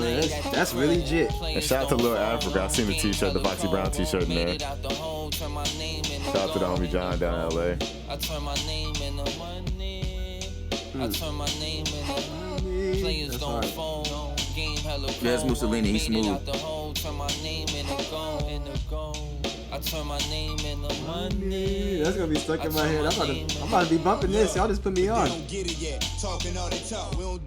he's from North Carolina. Key? Oh, for real? Yeah. You remember that? Is this the one we met? Yeah. Oh shit. Yeah, so he went to college with one of my Oh, big that's homies. right. Yeah. Nah, I remember now. He went to college with my big homie Mark. Shout out That's to Mark. right, Seattle's Key. Yeah. I gotta go take a shower and listen to this and get fresh. Yeah, so we're gonna add this to the Jam Sesh too. Since I teamed up with P, we popping off. So knock it off. The game's cold. One thing about it, real players don't fold. Players don't phone. Game hella This beat is hard as hell though, right? It's so simple too. Right. A good beat, man. That's all I need. Good beat. You can say whatever. I don't give a fuck what nobody say, man. The loops is still gonna be here, man. It's all you need, a drum loop and a sample. That's the fucking roots. I mean, Alchemist going crazy. Just a sample. No Alchemist drums. been on a fucking On a run. crazy run. He bringing the best out of And rappers. I've been on Alchemist for a minute, but his run is crazy right now. For real. And he's getting the respect that he deserves. And I fuck with that. Yeah, that was cold. I like that. Yeah, Definitely. so shout out to Mussolini, shout out to Seattle's Key. I ain't heard none of the new Playboi Carti shit yet. So Oh, this really? is also Well, we about to gonna be play new this for me. Backrooms featuring Travis Scott. Hopefully this don't get flagged, but I mean it might. It is on Playboi Carti's official joint, so The last one thing he flagged, did they? it didn't. But Right. you know, we gonna run it real quick and see what it's talking about. It's a quick track, so and of course we got to add, so we gonna wait for this to roll. I was fucking with the beats. That shit was going. You know, of course he ain't saying shit, but Who? Carti? Playboi. Oh, I mean, you know, like I always say, he's a sound. I know, but you know. He's a sound. In the middle of the field, throw me a bomb, throw that bitch Wait a minute, is that homie from Portland? Nah. He had dark hair and I don't know who that dude is. That's not him. That's not Dante? No. He came with that future flow. Ice on my face, whoa. Bitches trying to chase, whoa. I ain't never flake, whoa. Tell me what it take, whoa. Tell me what it takes, whoa. You could, I mean, I wonder how Future hear when he hear this. That's what How I'm he saying, because feel. we be somebody Future and Thugger, that's his thing. Yeah. Right. Like, and I know I mean, he got the Thugger dress on. Thugger right, body this this is shit. black. If we Yeah, heard right? Thugger, Vampire shit. Yeah. if we heard Sure. Thugger on that Hood by Air, You know what I know, I just hope. Big cups, I'm sipping flamingo. I was in the spot yesterday with my pops. The teeth lights is crazy. Niggas went prime with the game, I don't yo, know. and another thing, the whole low budget aesthetic that's in, right? It's been in, but like nobody gives a fuck about a high budget no more. Let's just get some. Throw I a mean, camera because at on. this point, it's like, how much is that car? How much is that outfit? At this You know point, what I'm it's- at this saying? point, It's like, it's it's a about- high budget video. The wardrobe costs a lot. Right. Sure, At this point, so- at this point, it's almost it's really more so about the aesthetic thing. Facts, nah, facts. Hoes are hot. I'm walking around with a lot. Pockets they fill with them nuts. Bitch, trust these pictures. I don't give a fuck about much. Nah, I just like that Carti's a weirdo and he embracing the shit. Like all his past videos that he's been putting out been all the same vibe. They're just weird. Not weird as in weird, but just weird because it's like it ain't really weird, but it's just like what the fuck, you know? I ain't gonna lie, that dress would be hard if it was just the actual jacket. Like they could have easily put regular sleeves on it. That's one thing I've noticed. I'm like, some sleeves is kind of weird. It's like a mesh. It's like a mesh type of sleeve, but like I still don't feel like that's a dress he wearing. It looks like it's a dress, bro. It's made by Junior Watanabe. It's a dress. It don't look. That's the same dude that did the one with. Well, that's crazy because what's his name said it wasn't a dress too. Thug was like, oh, it's like what warriors wear, like, because samurais back in the day was wearing shit like that, and it wasn't. They didn't call it a dress. It drapes like a dress, but it don't look like a dress to me. That's why I said it's considered a dress from the designer that designed it. I feel that. Yeah. Like if you would just visually look at it though, it looks like a sleeveless like jacket though. That shit look like a dress to me. I ain't gonna lie to you. I'd rock it though. I rock dresses. The only reason why I say if I were to rock it, I would cut the mesh things off and just wear an actual t-shirt under it or something like that. Yeah. And wear it like an actual jacket. Yeah. That shit look crazy on top of the bonnet looking shit. The bonnet, the black bonnet. I mean, that just sound like another one. You know, it's cool. I fucks with it. I feel like he got consistency. It's like you know what you're getting into when you listen to Playboi Carti. That's why. Thank you. Yeah, it's just consistency. It's like we were saying about Future. It's like, you know, you're gonna hear him talk about some lean. Thumb in the booty hole. Something. You know what I'm saying? Something. That sounded like Future though. I was like, yo, that was. All the stuff he's been putting out recently, I'm like, yo, is this Future? Is this Young Thug? But like, even when he when he was doing the high pitch stuff, Future had. This is another thing I want to share too. That I actually want to share because it's a funny. It's not funny. It's not a funny top. It's not funny, but it's just funny when I thought about it in the sense of like, it was like almost like an epiphany.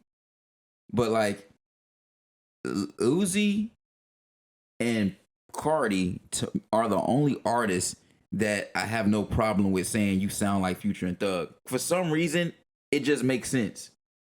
You know, if it was somebody else, it'd be like y'all trying to sound like Thugger, but like when Carti disagree. Does it, For me, it makes sense for Carti because he's from Atlanta, so it's like that's like his roots. Right. But Uzi from Philly rapping like he's from Atlanta, which is kind of weird. But it ain't bad. Uzi's always not a weird style. If you want to keep it all the way hot though, it all traces back to Wayne. Like, yeah, true. It all traces back to Wayne. True. Like, everybody was like, yo, really, it all Thug traces sound back like to Lil Wayne. T-Pain.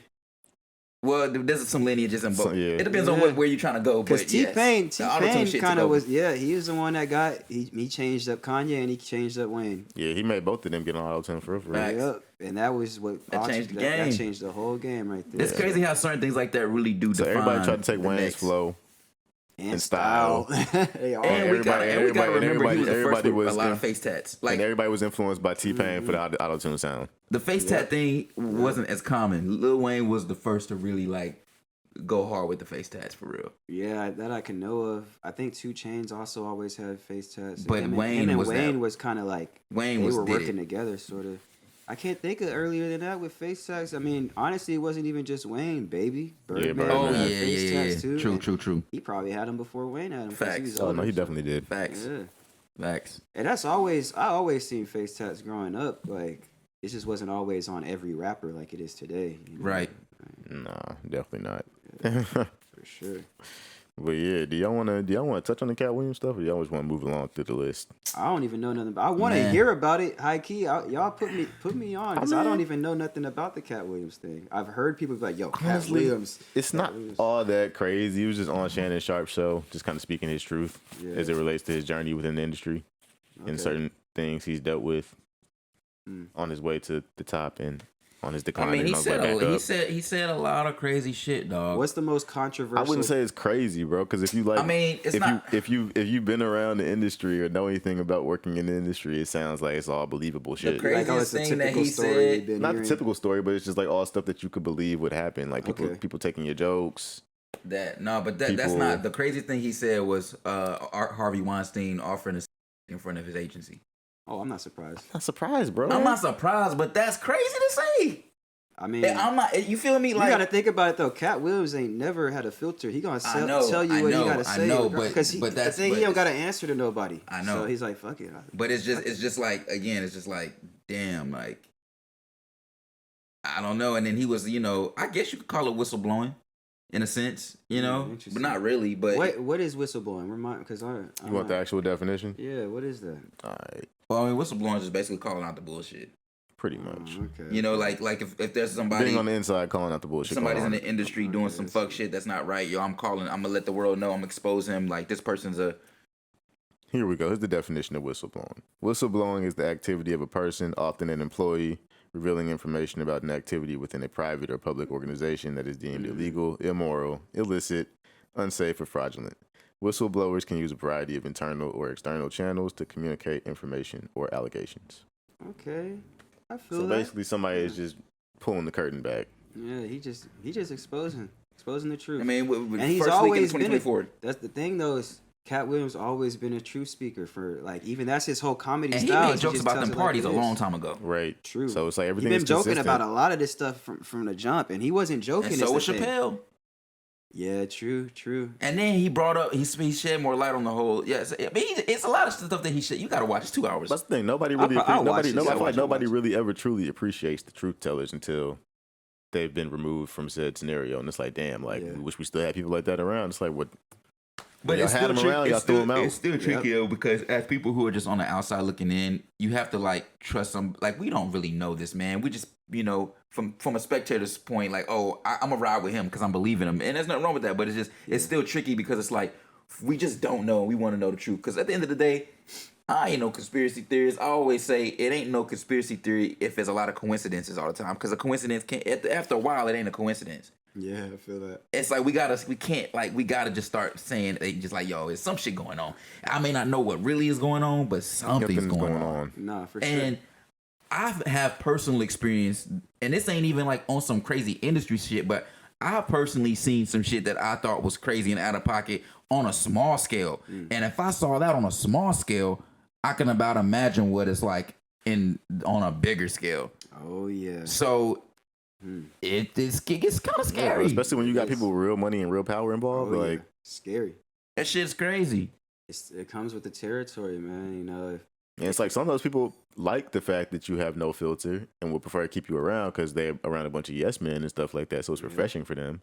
But some people are so used to having the yes men around. That's what they've gotten their whole career. That it's like, yo, like, if you're not also going to give me a yes, every time I see you, it's going to be a no for you. Even if you know or don't know that I had something to do with that no. Yeah, facts. So yeah, I'd say give it a watch. It's hard for me to really explain because he talked about so much shit, so it's hard to expound on everything. One cool thing I will say though, I didn't know that he was really big avid reader and like books is a big part of his life. It makes sense though. I thought was hella listen to his cool. vocabulary and the words he uses, so it makes sense. That's articulate. And True, the fact but that he's saying this is okay, cool. and to the point, people are like, "Yo, there's no way he read 8 books." I'm like, okay, we're not. He's not. He didn't say he read 8 chapter books a day. Yeah. He just said he read 8 books a day. There's still That words. doesn't even There's still mean- words that you can learn to It's saying you're reading 8 books. enhance Who and said advance your he read vocabulary the from whole reading. thing in one day. Like, Right. he probably just got 8 in rotation at all times type shit. He read a page here and there for each one, This is true. His story was also interesting too. That's what I really liked about it, was that we never really got to know the in-depth story of what Katt Williams, who he is and his origins, and he kind of expounded I'm gonna on pull like back the curtain a little Wait, bit. so was he about a who pimp? is. he kind of talked about that a little bit too, Yeah. without really saying a whole lot. Yeah, like so he probably was a pimp. He just like, I ain't trying to be He incriminated. literally didn't say a whole lot, but he said Like, just I'm a not little too bit. proud of it, but I had to He make change so to basically get chicken. said that Money Mike was like inspiration from things that like, I guess like real life experiences in a sense. Okay. You know what I'm saying? But yeah, man, shout out to Katt Williams, one of the greats to do it. You know what I mean? Yeah, I seen this Facts. meme the other He been going day. viral like a motherfucker That right shit said Katt Williams is who Charleston White thinks he is. now. That shit had me. That's what Nah, really Charleston made me White is interested. funny But honestly, too, though, 'cause- Charleston White he said multiple times he's really just portraying a character. Yep. He's like, yo, I He's not actually really- was he's just like, I trying to get actually y'all to listen to me. He's like, y'all And he wasn't do be listening. saying some shit. Yeah, but he got our attention, so it worked. Yeah. He did that. He be making some valid points sometimes, but sometimes he's just Yeah, he like, do still be saying some crazy Some shit. wild Bro, shit. the shit he said with Cam Newton. But he was like, so you Yo. he said something about Yo. he's like, you won't lay your hands on a woman, will you? Oh yeah, hell yeah. But he had a point there. What he was saying though, and I'll be trying to with people like that, especially when he's telling you like, oh, I'm portraying a character, I just want y'all to listen. I'll be trying to read between the lines. I feel like he had a point there when he was saying he was like, telling Cam, he's like, because he knew what Cam's whole point was like, oh, if I see you hitting your woman, I'm gonna put my hands on you. And Katt's point was like, well, Not Katt. not Katt, my bad. Charleston's point was yeah. like, yo, like, that's how you get killed. Like, motherfucker, you put your hands on somebody for touching their woman, he gonna get the street. Glock and come back and Exactly. shoot you. He gonna get double, because when it comes to their woman, you know, that's his world type shit. It's like, you over here fucking with me in my world, like, yeah, they might be wrong, but to somebody who thinks like that, they don't give a fuck Fuck about who being you are. wrong or right. It's like if he's willing to put his hands on his woman. Then what you What think makes he you gonna think do to you? Somebody that he don't love, know. right? Exactly. So it's like I wouldn't even get. I think what he was trying to say is like, yo, I wouldn't even get involved with that, like, because he Nah, even he said he's said- like, he I said- haven't. He said I haven't put my hands on my women though. There, I noticed he did say that. He was like saying like I would like on some like kind of like challenge. No, I think he did say I have. Did he say he have? Oh, he might have said he had. know. I don't know. because I can't If y'all want remember. to find out, go watch the video. Yeah, go watch I it wish if I y'all could pull up the curious. clip, Yeah. but it was that was what made it funny because he was like, so you saying you won't do it? And he's like, no, I had. Like he's like, I will. He's basically saying he would or type shit like that, or he did. Yeah, I can't remember exactly. I what can't he remember said. how it went. This I is don't want- Charleston. Yeah, Charleston. I mean- He just be saying wild shit. Just make points. I feel like. Nah, I feel you. It's I don't know what to believe about anybody. I think it's all with celebrities and shit like that. You can't put these people on a pedestal. the smoke Nah, and you mirrors. can't. Man. It goes You back to the know whole what don't be. the- He's not he ain't a role model. He ain't no role model. Yeah, He just got a platform. yeah. He was just trying to help out his community and shit. He was like a community organizer. He was going to Supreme Court or something. I forgot what he said. He was like he used to actually like be like he wearing a suit and tie. And he's like, yeah, when I was wearing a suit and tie, though, y'all wouldn't listen to me. Right. So I had to start acting like I'm ratchet for y'all to really get it. It's sad, but it's the way of the world, But man. like I said, it comes back to the consumer. Because You that's got to know what, who you're talking to. Yep. He's like, I know how to get to the consumer I'm trying to get to. And this is what they want to hear. They want to see a ratchet motherfucker out here being stupid. So that's what I got to do to get their attention. And it's like, sometimes that's how people look at the art. They're like, okay, so I get it.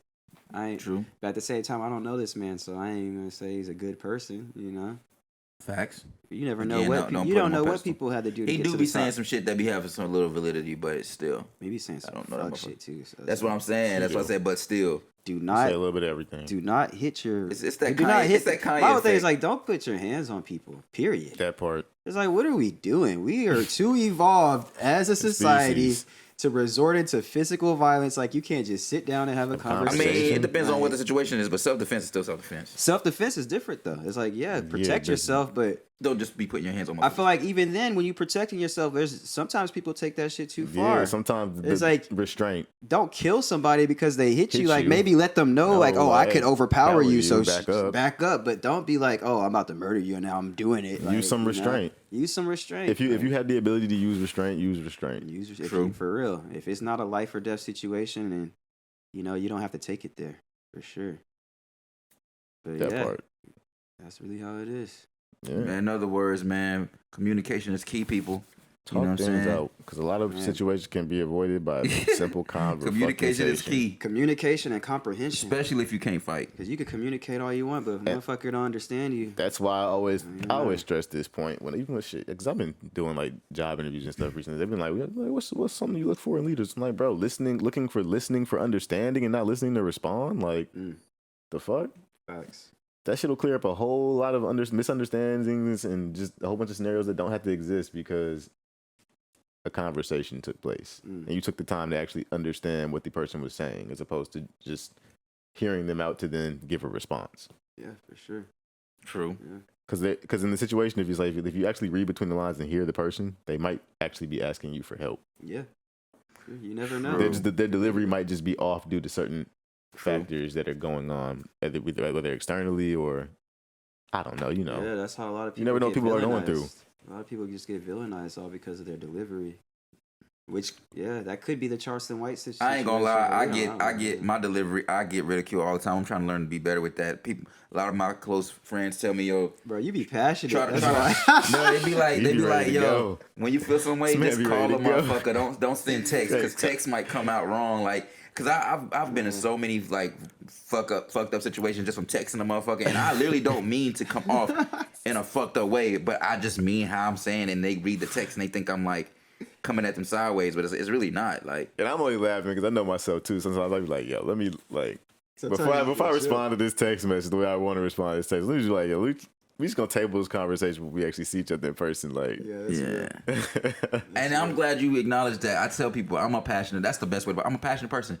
Yeah. I cannot help it. I'm sorry. Like I'm passionate, man. You get me worked up on some shit that I would like. Just like the other day when we got in the Drake situation. He's like, man, it's 2 a.m. Why you getting loud? I'm like, Wait, you what's right. the You Drake? right. What's the Drake My bad. situation?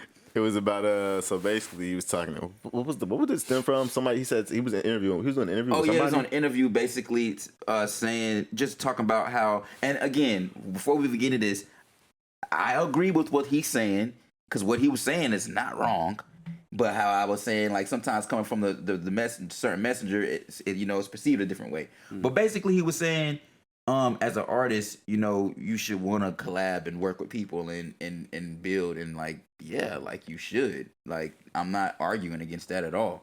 You know what I'm saying? But the problem that a lot of people have with Drake is because he's been put in that hip hop rap category. A lot of people who are just solely hip hop rap based, they don't give him the respect that other people do because they feel as if, well, how can you be a part of this genre when you not writing all your raps, quote unquote? Because that's always been the thing with Drake. You know what I'm saying? And it's been a slippery slope conversation because it's like he's saying, well, first off, he's a newer generation transcending the genre in a sense, and I'm like, okay, I'm not arguing that, but at the same time, it's like you have all these other artists who make music who I'm sure have songwriters as well, but I'm sure they're writing most of their verses. So I don't know. You know what I'm saying? Yeah, I was gonna say allegedly. Allegedly. Because you read the credits and you don't know what's what in the credits. And oftentimes people don't even get credited. That part. You never know if somebody was in the room and was just like, they said something and then they just kind of turned it into a bar. That motherfucker might not ever get credited for that. Like, and a lot of times people telling other people's stories. So it's like, is that not somebody else's work that you kind of just turn it into, that's somebody else's. That's why I say it's a slippery slope. I feel like slippery slope, bro. And then I was thinking where Drake is in his at this juncture in his career, bro. I was like, you honestly think he got all the time in the day to just sit there and just write bars? Also, with Drake, all the shit he has but going on. I don't. But that's to me is weird. That's like a weird excuse to me. No, Drake was an actor before he was a rapper, and then as a rapper, he also is a singer and not just a songwriter. So he sings too. So it's like, I think it's just pop music, really. Well, like, that's why I say when it comes to pop, it's like once you take it out of rap, it's a different conversation. Yeah, but rap is pop now. I've been saying that. Like, and has been for years. Like, it's been. I guess it depends on the artist. The genres in general is transcended into popular culture. I mean, it's the same with rock music. Rock music, Nirvana is pop. You know what I mean? Nirvana is a pop group. They're pop adjacent rock. What you're right? They're a rock band, but they are a pop. They transcended and they made rock like that. I'm not gonna say they made rock pop because I'm sure there was other. I like your example of Nirvana, and the reason why is because Nirvana is the perfect example because they hold on, no, but I can look at it from a certain perspective and really see Nirvana because Nirvana literally once they went mainstream, you right, they turned them into that pop scope, but their fan base, they still have a fan base that's very niche to their sound. So it's like they still have that core audience. Well, I guess the reason why I say Nirvana, on the radio and on MTV and shit is pop. The reason why I say Nirvana though is has because that core audience. So Nirvana actually, like a lot of their riffs are not really their riffs. Like they stole that riff from another band type shit. Their drummer, he was literally copying the Gap Band, the Gap Band. You know what I'm saying? So it's like, how is that different than what Drake did? How come when Drake does it in hip hop, it's such a big deal, but we can let Nirvana get away from it with it, and they're like, I think that's why the conversation is so tricky because depending on who you're talking to related to hip hop, a lot of people are, because I've even read it in comments where somebody was like, who created these these unspoken rules for hip hop? And it's like, there's not really real rules to hip hop, but there is a certain type of foundation that I think a lot of the people kind of like carried in the evolution of hip hop. And I feel like when it comes to the lyricism and being an MC, that's the people who really take it as serious. I would say the purists or the backpackers, because that's what people like to put them in the box. Those are the people who, in a sense, like, they take this shit. It's deeper than just a pop song or a pop hit. It's about the substance. It's about where you're trying to go with it. It's about it's a lot of things. But at the end of the day, ultimately, depending on who you are with that genre, I feel like a lot of people are expecting somebody like Drake to, if you're gonna be in that genre and be considered one of the greatest in that genre, like rap or hip hop, then there has to be some type of what's the word? I don't want to say validity, but that's why I kept bringing up artists like Jadakiss and like Kendrick Lamar and J. Cole, because he was trying to tell me, he was like, well, Jadakiss comes from the 90s. I was like, okay, but J. Cole and Kendrick Lamar are our generation's Jadakiss. Right, and that's why I said you can make the J. Cole Kendrick comparison to Drake, but you can't make the Jadakiss Jay-Z Nas comparison to Drake because they're not even from the same generation. But what I'm trying to say is the reason why the climate was different when they were even doing what they were doing. Was it though, really? Because at the end of the day, hip hop came from sampling. Okay, right. Yeah, but no, I'm just saying that the climate. How is that any different? It's not your music. You didn't make that. No, but what I'm saying is just the climate in general around the music was completely different than it is today. Oh yeah, I see what and you mean. in terms of just how like the industry operates and shit. I'm like, I just mean in the sense of like you know, I mean, what's the difference than using somebody else's rhymes? You're using somebody else's beat. Jadakiss ain't using his own beat. Somebody else produces it for him. You know, I mean, and then there's a sample being used that's somebody else's music. They made that sample, and then you putting it down and looping it, and then you're hopping on it. So it's like, why when it comes to the lyrics that matters, but it don't matter with the production? It's hypocritical in my opinion. That's why I say it's like you said, it's a slippery slope. It's a slippery slope because, like I said, I see all spectrums, but at the same time, I look at it from when for example, like I was telling me personally, as a person who is a songwriter and who raps, I love songwriting, and most of my writing is in form of rap. If I write a song for somebody, which I can, it doesn't have to be a rap song, and I have no problem with writing for people. But me as a rapper, I take pride in consider myself to be one of the greatest as a lyricist. So it's like, why would I want to? And I'm not saying I can't have input on a line or two, but for me personally, when it comes to my verses, that's me. And there's a certain type of pride that comes with that because that was part of the heritage. Like, I understand what you're saying. There are people that spit, because there's a difference between, like we said, there's people that rap people's verses like a rapper. Like, there's people that literally like somebody wrote it and their image and their image has nothing to do with the rap. They're an artist. So somebody writes for them and it's like, I'm gonna rap this. You're a rapper, you're rapping it, but you're not like, you know what I'm saying? Like, there's certain artists where they're not actual rappers, but they can rap a song. I think like Criss Cross. I guess it was never. Jermaine Dupri wrote them songs for Criss Cross, and they were the performers. They're performers. Yes, but they were performers. They could perform Their performance a rap, was rapping. They're not writing raps and performing them. They are just performing the rap. Yeah, but they're the rap. It's like the DJ. It's like the DJ rapper duo. I'm the DJ. He's the rapper. But there's thin lines depending on who you are and how you stand as an artist. And just because he's the rapper doesn't necessarily mean he wrote all his shit. Yeah, true. It's a slippery slope. And it goes back to the point I was making the other day, where it's like, as an artist, it boils down to personal preference. How deeply involved do you want people involved? How deeply involved do you want people in certain aspects of your art? Saying that that's why I kept it strictly rap and hip hop, which has always been kind of somewhat of a competitive sport. Not always though. Well, in the sense of that's what I'm saying. I'm like, I feel like hip hop has always evolved. Hip hop was not started as rap battles. Hip hop wasn't started. Hip hop. There was a time when hip hop didn't even have bars. People wasn't even spitting similes. People wasn't even telling stories. But just how you said, how you said evolution, though, that's not 100% true because it did evolve into battling, b-boy, and when it evolved into that, there were still people still doing the purity of hip hop. Like, if you really want to talk about pure hip hop, then if we were getting to the purity, hip hop, because. This is the thing. Hip hop is what we're talking about. Rap is a task within hip hop. Hip hop is breakdancing. DJ, exactly. It's just one of the elements, though. It's not the end all be all of hip hop. It's not. You don't have to rap at all. You don't. But it gets back to what I'm saying. But again, that competitiveness has always been in hip hop.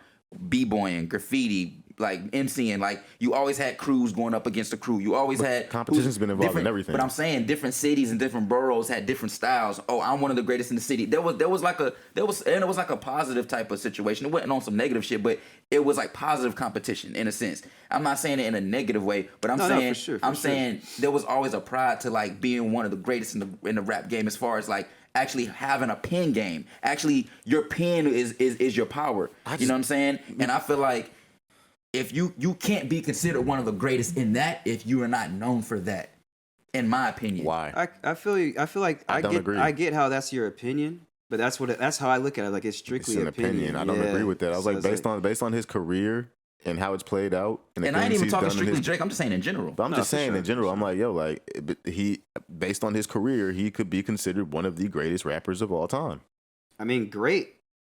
Because when you think about what is great, everybody has their own definition of great. Like, is great because you, like your level of success you've achieved. I mean, because there's probably people that you've never heard of. That's probably Mos Def is considered a great, and he's nowhere near on like half of what. Right, but it's also based on what you're measuring. That's why I was just saying. You only know Mos Def is great because you know Mos Def. Like right, everybody don't know Mos Def. Yeah, everybody knows Drake. Yeah, true. And there's also like everybody doesn't know everybody. Like there's people who we probably never even heard of that's out there rapping that's probably even better. They probably are the best rapper you will ever hear, but you never will hear them. You know what I mean? So what even? Right. That's I don't know. To your point though, it's like the rappers we know of and how their careers have played out.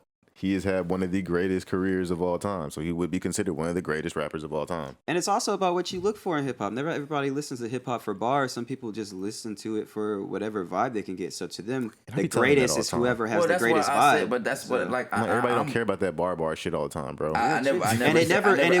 It wasn't even like the original purpose of rap. Rap is literally rhythm and poetry. Not every poem is bars. Sometimes a poem is literally just, I woke up, I put on my shoes. Damn, I like these shoes. But I need to buy some shoes. I'm really, like that's what you're saying. How is that not poetry? You know, that's what you're saying. Poetry is into the. I strictly only talk rap and hip hop, and in the case of pen game though.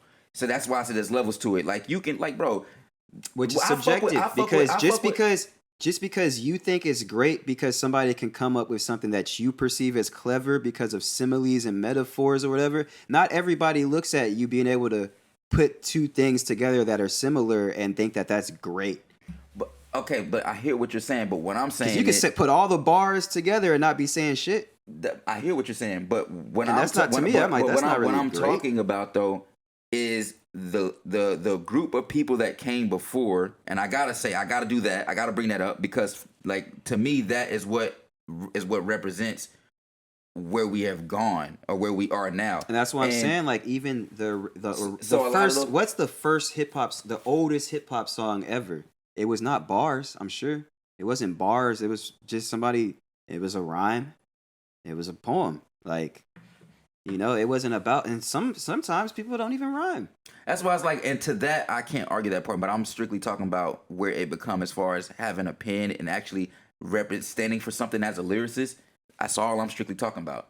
I'm not going outside of that. I'm strictly just staying in that box where I'm talking about, again, being put in that category when people are putting that top 5. Most people's top 5 is based off a real, it's not based off, oh, he's the most popular and he's got hits. It's normally based off whose pen game is really real. So I'm strictly talking about, that's why I said, I'm talking about hip hop heads though. But that's subjective. That's why I said, because one person, that's what your top 5 consists of, doesn't mean that's what my top 5 is going to be based on. And also, I'm not talking about me, because I've told you Kid Cudi in my top 5, and he's not one of the most lyrical rappers. In general, like, so because I'm your top 5 example. is based off of that doesn't necessarily mean my top 5 is going to be based off of that. I might be going based off of stage presence as well. Persona, but I'm not talking about us though. I'm talking about the general people who are considered hip hop heads. They don't look at that. That's why I'm speaking on behalf of those people. But I'm also I feel like they look at it a little bit more than just the pen shit. And also, I feel like not everybody looks, like I'm saying, like not everybody is impressed by the same things. Like yeah, there might be some people that looks at, they're like, oh yeah, your pen game is strong because you got good metaphors and similes. Some people like, oh, your selection is trash. Well, I don't mean like that. I'm saying like, that's true. I'm just talking about the since you said you're talking about pen game, you're talking about lyricism. everybody's concept of lyricism and what's a level of greatness in lyricism is not just strictly the same thing. Some people might look at your lyrics as great because of something different than this person's lyrics. That's what I'm saying. It's like not all rappers have the same, like not all, even people who put top 5 lists, like some people will be like, okay, like this is my favorite lyricist. Like for example, MF Doom. A lot of people is like, that's their favorite lyricist. Mm-hmm. Some people would be like, oh, well, my favorite, like you said, is Mos Def. Some people would say my favorite lyricist is motherfucking, I don't know, West Side Gun. Mm-hmm. But every single one of them people, like, I guess you could look at them kind of at the same level if you want to, if that's your opinion.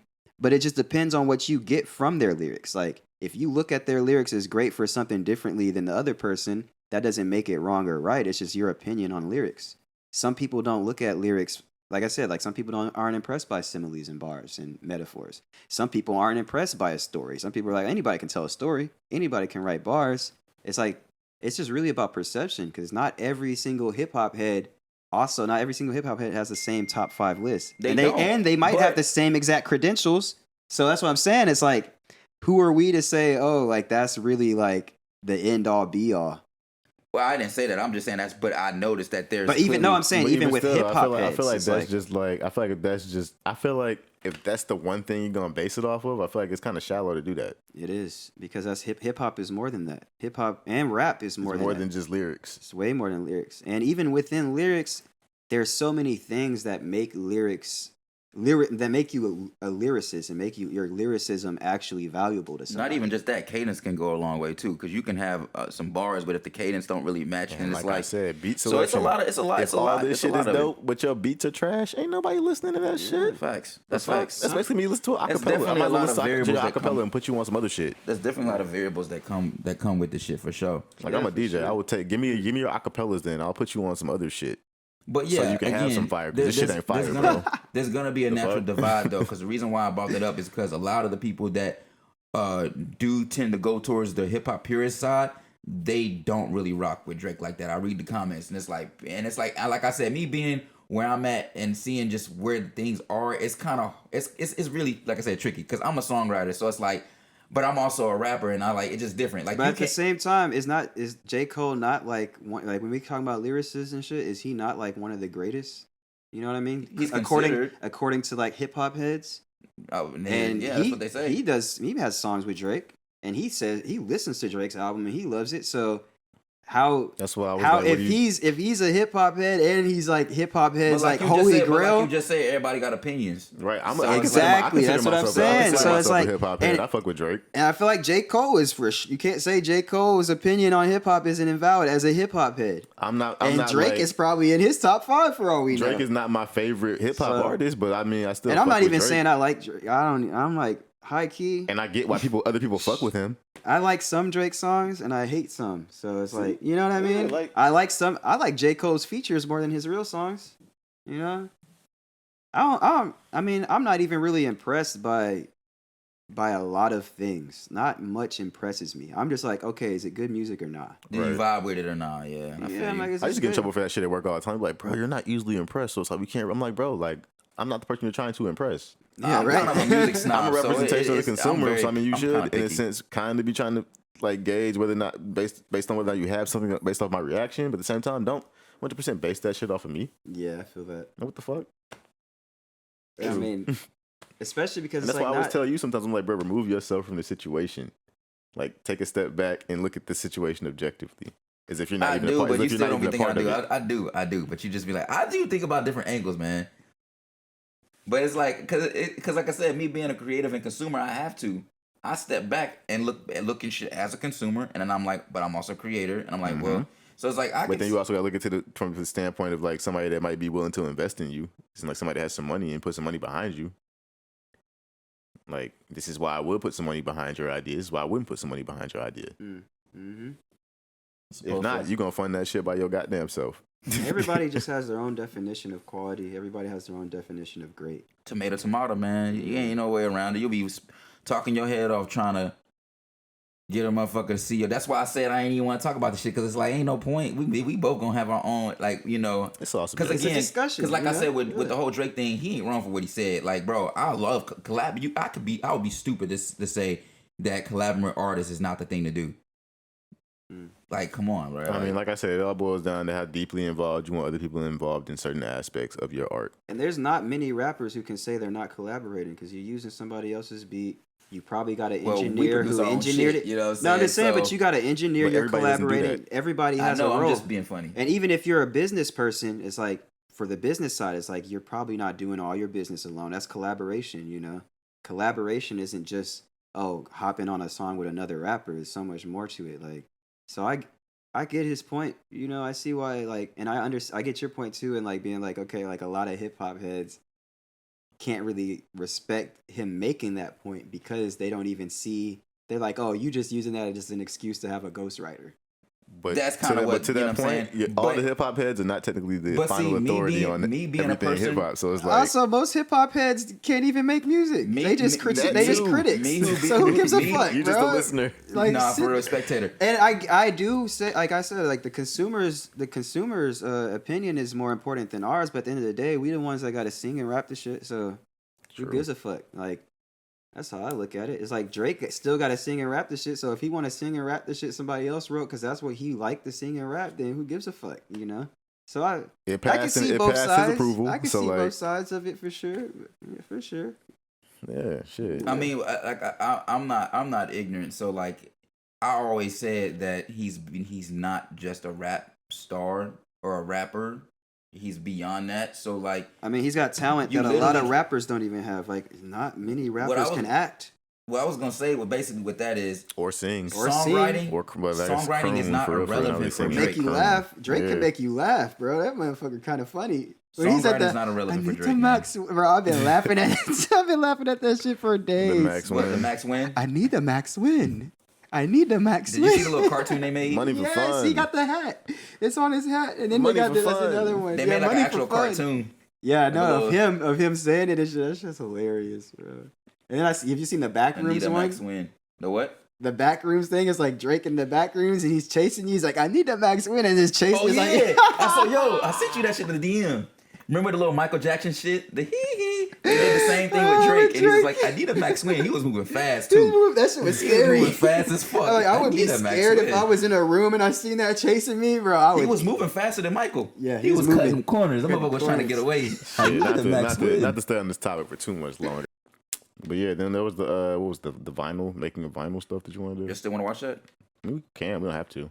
If I don't want to, we can just move to the jam session. You want to jam session if you want. I'm not mad. You want to go into that? You want to learn? You want to learn something? I don't give a fuck, honestly. Vinyl, I'm not that interested. I ain't crazy about it, right? Yeah, we gonna save it then. It just trips me out on like how that shit is though. It is some trippy shit though. How like, you know what? I am a little curious though, but I just want to, like you said, I just want to know who invented vinyl. But we already debunked that. It was we don't know for sure Edison. though. We just saying because he invented like I think he did invent it. He did invent the vinyl. Yeah. I forgot. Well, I think he did. The phonograph thing. That's what I'm saying. He invented the phonograph, but I don't think it was strictly vinyl. I think it's just like the system, like the speaker. He invented the first. Like, that's like the first thing to play. Exactly. That shit is a mindfuck though. How like you can play it plays music on that shit. It's just like, bro. I mean, it makes sense though. If you listen to, you put that's trippy too. Yeah, it's trippy. You're right. That is trippy. What the fuck? Yeah, but if you put a piece of vinyl, look at a piece of vinyl, you can see. Yeah. Like the shit within the groove, like like these are different sounds. You can tell which one is which track. Yeah, but it's like, how the fuck did that shit get transmitted in the plastic? That shit crazy. That shit crazy. It's the way the needle reads the. Bro, that shit. There ain't no way to fathom that shit. That's a mindfuck. Look, how do you explain that? Electricity. How the fuck does a sound get transmitted to that and like that shit's crazy to me. I mean, what's crazy to me is everything. All this shit's crazy. TV is nuts, bro. It comes from crystals.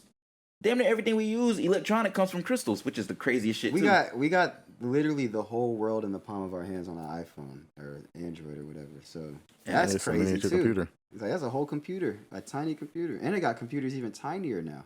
True. But yeah, for this first track on the Jam Sesh, you want to introduce it since it's Oh yeah. This one's by me. This song is called "It's Better." I love Snugsworth. Yeah, I made this song like maybe a month and a half ago.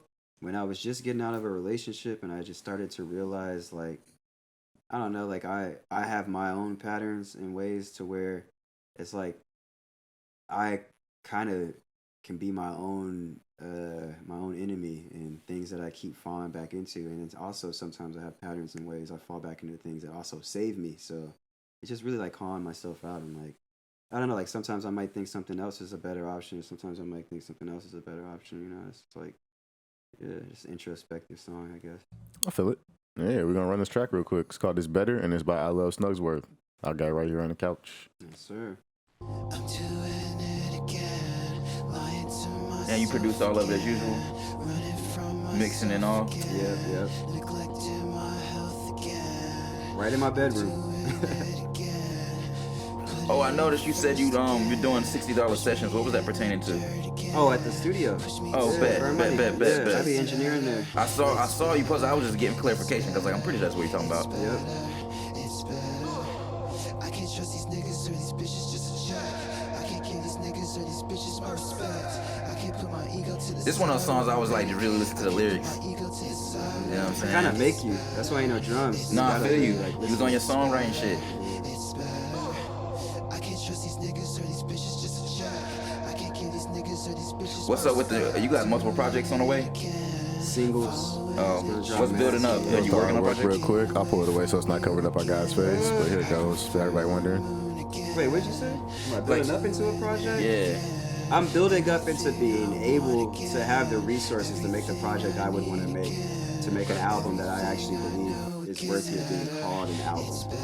You know? Because with my first album I made, it's just like, I'm just doing what I can with the resources I had. And I'm like, I listen back to it and I'm like, it's a great album in my opinion, but I don't know, I want to do more and I want more like help, basically, you know? So I'm just waiting until I get to a point where I'm at a point where people want to help me, you know, because right now it's like, yeah, I do have people who want to help me with stuff, but I be having to do like everything. Like, it's not like I can afford to hire people and shit like that. So I'm like, if I drop a bunch of singles and really promote myself and push, just showing my artistry, especially like with singles, it's easier for people to just listen to a song and be like, okay, I see what you want. Drop another one a couple weeks later, like, oh, damn, okay, you do this too?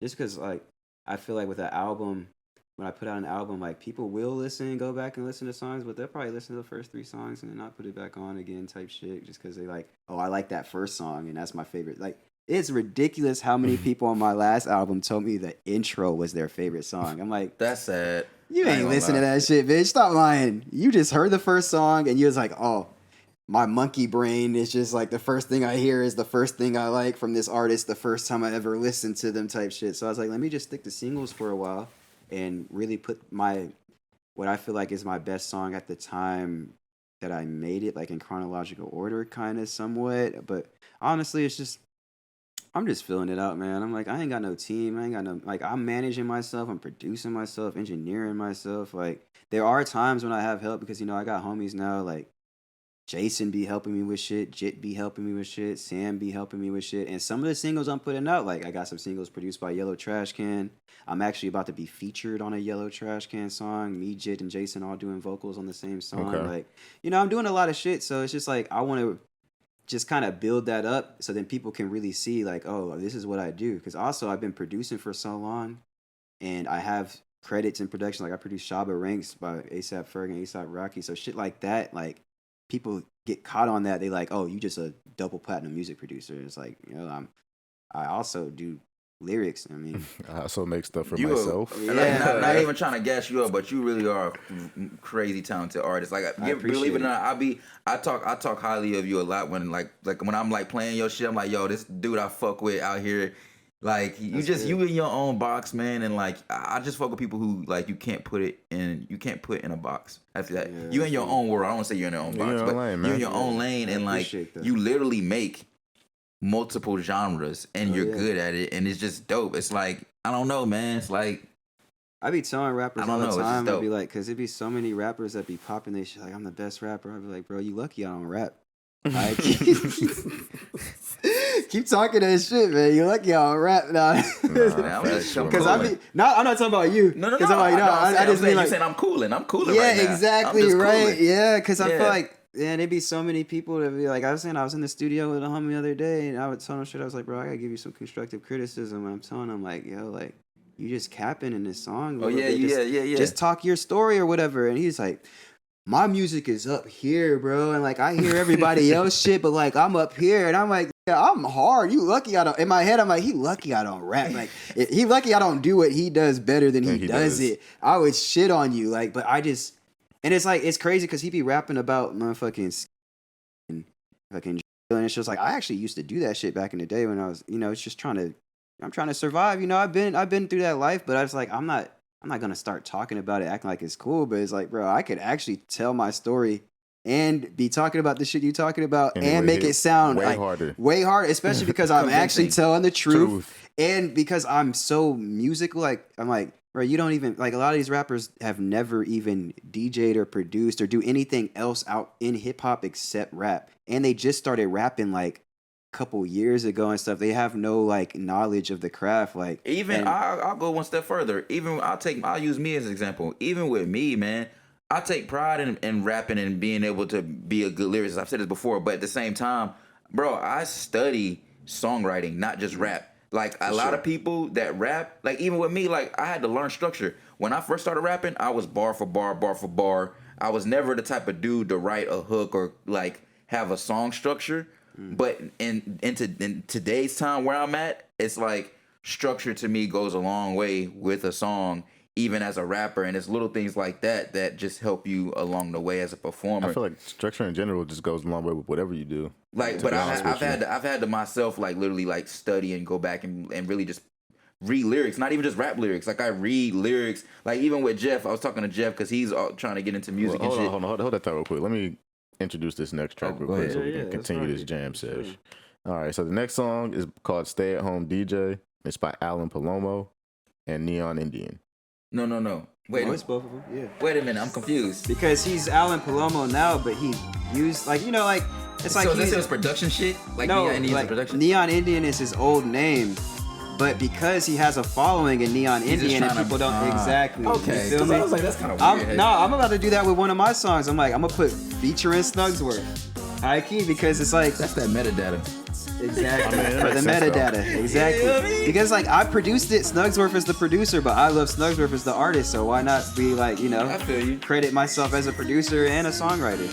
What was I just saying before you cut me? I forgot what I was just saying. I was about to make a point. We're talking about hip hop and shit, structuring. You're like you're trying to look like, you gotta look into song structure. So yeah, like a lot of rappers, like I know some people got it, but like I know that like structure though, that shit goes a long way, man, and that's just helped me out so much in writing as a rapper. Like I used to never be like that. I used to be like, I don't give a fuck, bar for bar, and that's what you getting.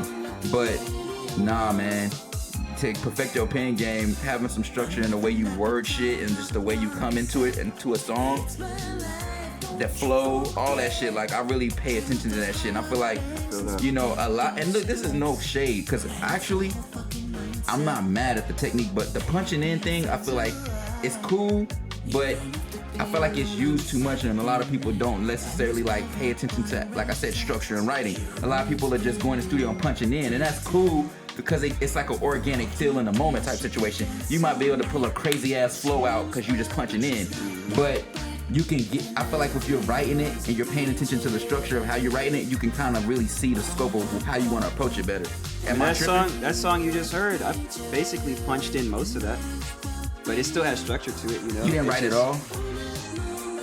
You write too. Nah, I didn't write it. It was off the dome. Like, cause you write too though. Yeah, I write. And the majority, how much do you write? How was the percentage? Probably like I write 25% of the shit. Like a lot of times I'll write just enough to remember what the song is supposed to be about. And that last track wasn't really a rap track, so I was punching in. I think it's a little like. Yeah, I was just talking my shit. I was just telling the truth. Like I feel like honestly, when you just talking about something, you don't have to write. It's like I'm having this conversation with you right now. I didn't write none of this down, but that doesn't mean there's no value in what I'm saying. True. So that's just how I approach music. Sometimes it's just about how I feel in the moment. Like something. I mean, I really think the way my mind works though, like I can see the whole song without writing it. Like I mean, this man was just telling you, he's seen me make a beat out of just 2 seconds, kind of just right on the fly. Yeah, I was like, it's like I just hear the music, and sometimes it's like it's crazy. As you were doing that, I was looking around to like see if anybody else was for real. Like there were a handful of people that were kind of hip to what you were doing, but for the most part, It's just there's like music, good music, yeah. I'm like, yo, are y'all not seeing what he just did? Like, Yeah, and sometimes I don't even like to say nothing. I just like to, because that's how I like to rock. I'm like, I want somebody to be like, yo, how come the drums are just looping for so long? No one ever cares. They don't ever think about the fact that I'm like, the drums are still looping for so long because I'm trying to find the sound. I'm over here scrolling and shit, trying to find a little chord or something. Like, so yeah, I don't know. I think it just depends on your skill level and what your skill is. So some people refine different skills. I mean, I'm from Houston, and everybody in Houston, like, we all freestyle. Like, me and my little sister, we grew up freestyling. Like, we would freestyle shit like the dumbest shit in the world. I feel that. And Same sometimes, you know, when you really in your bag and you really got some shit to say, and you shit might come freestyle, out. it just come out fire. facts. And it's like, I've been freestyling for so long in my life that sometimes, like, I'll just be freestyling, like, damn, that was crazy. Did I really just say that? And I just can't, you know what I mean? So I feel like because now we have the technology to punch in, it's just like people who have that skill of freestyling, it's like, you can't even tell we didn't write it. Like, you would think, bro, I'd be saying some shit, be like, you didn't write that? I'm like, yo, nah. like, there's that song I sent y'all that Discord link to. It's like I'm in the gym all the time. I only wrote the hook. Like, I only wrote, and the hook isn't even, the hook is like, it's like 5 different lines. Okay. You know? And that's all I wrote. Everything else, I freestyled all that. It's just because if you're really talking about something and it's a topic that you've been thinking about for months or some shit, you got a lot to say. Yeah. You know what I'm saying? I'm the type of person where I'll shut the fuck up. And there'll be times I'm like, damn, like, I'm just going to shut up. And I'll shut up so long that I'm like, man, I ain't never going to say nothing. Fuck it. I got to put it in the song at least. And it just, sometimes that shit come out fire. And I'm like, well, fuck it. I'm going to put this one out. Because I never make music like, I'm going to make a great song. I make music of like, oh, what is God going to bless me with today? Or what am I going to channel today? I won't even say God. It's not like I'm a Christian or nothing. It's just like, that's how I look at it. Like, I feel you. You know what I'm saying? Like, because for me, I'm like, music is really spiritual. It's like a vessel. It's my gift. You know what I'm saying? Totally. Like, we all have a gift. Like you know? Pharrell said, it's like he said, no one idea is original. It's like going to the library and checking something out. And I kind of believe that. Like, he's like, if you get that idea, you only kind of believe that though, because you was just saying that earlier. Like, you was like, not everybody has originality, but it's like, in a sense, nobody does. No. I mean, yeah, but because it's all about familiarity. We were talking about that with when Justin was on the podcast. Exactly. Yeah, But I mean, we did. Yeah. to continue to move this music, Yeah, through what's the next playlist. The next song is Loveya, and it's by Landstrumm. Shout out to Landstrumm, Neil Landstrumm. I think that's the name. Yeah, but we were talking about like just the whole originality and stuff, and like how nothing's really original. Because I mean, like shit, like. Well, but this what I was gonna say though. You know, to point to that is sometimes you don't know that. For example, an idea that you get, you may think you came up with it because there's no one around you that gave you that idea, but it could be the universe. So you don't know that somebody came with the idea. You just know that that's where, like he said, you got that in that moment. You got that book in that library. You checked it out. You better do something with it in that moment. Yeah, but at the same time, I feel like the issue I feel like a lot of people have is once you find out it's not an original idea, it's like you continue to act as if it is an original idea. Like, yeah. And scientifically, we don't even know how ideas and thoughts really work completely yet. We're still learning about the mind and still figuring that out. Like, we don't know if the mind is actually in the brain or above it yet. You know, we just, like, they're still trying to, like, It's a way of perceiving, basically. Yeah. It's interesting. It's really interesting. It's like another mind fuck conversation. Yeah, that shit really just saying that. Anytime you got something about the about. mind, it's so mind fucking, bro. Yeah, it's just hard to fathom some of this stuff. I mean, how can you use something to understand it? You know, like to understand the mind, you got to use the mind to even understand it. So it's like, it's just weird. It's just really weird. Bro, you can literally have conversations like this sober and it'll trip you up. I am sober. I'm saying though, like, but it's like that. Like, yes, that's that. Bro, this whole project goes, by the way. album artwork for everybody one day. Sorry, It's the Snugs, same. we can cover up your face for a hot second, I ain't but tripping. Like, I get. here it goes. Here we go. That's the same project that had Mini Me on It's it. the energy I love to hear. Love to It's see. hard. It's hard. Yeah. I like that cover art a lot. Nice little piece of art. Yeah. It's like Check out this track by him called Mini Me. This shit's fire. If you don't know where to find it, just go to the Jam Sesh. You know, it's in there. We got you covered. Wait a minute. Time out. Wait a minute. I just noticed something on this album cover, bro. There's a little Stussy sticker on the bottom of this fucking. Oh, It's a We're Stussy-esque sticker. Let me pull this thing up again. Let me do the bigger phone in the middle. I thought you was playing Loveya by, there's another, remember that Loveya track I played you? Who, me? I think it was DJ Rashad. Loveya, Maybe. Loveya. I thought that's what you was gonna play. But yeah, that's like a little bootleg Stussy logo down there. Yeah, I see on the it. joint. Like somebody just Yeah, slapped on I it. just noticed that. I like little details like that. That's cool. That's hella cool. Because that's the real shit. If you saw like a vending machine, you're going to see a random ass Stussy sticker or something on there. like that on there. Maybe a little, yeah, like something from a brand. Right? Somebody's going to slap something on it. Somebody. That's fire though. I like that little detail. It's cool. This remind me of some just like it's kind of ambient. It's a little ambient, but it's still got that bounce to it.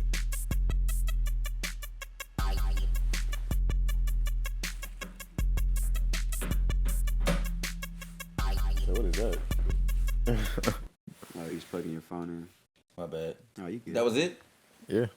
That's All right. fire. The next song in this playlist is by an artist named Oscean, and it's called Blaster Imploder. I've been playing this a lot lately. Wait, can you hand me my phone? I just realized what time it is. Yeah, it's like 10 o'clock, 10, 15, 10, 20. Right time. 10, 20. Yeah, this is Blaster Imploder by Oscean. If y'all are out there listening and y'all wondering where to get any of these tracks, check the link in the bio. It'll take you to all of our links and stuff. The Jam Sesh playlist is in that link. So just click through there to find all our stuff. Also, B-boy shit for real. I just dropped a mix. It's called 20 Minutes for Free. Y'all can check that out on SoundCloud. I added this track in the mix. It's just 20 minutes of just some shit I've been vibing to lately. I'm trying to be consistent with putting out mixes monthly this year, so That's what's up. yeah, this is the first one of this month, so try to keep it going. You can follow me on SoundCloud. It's Diff Hue. DIFFHUE.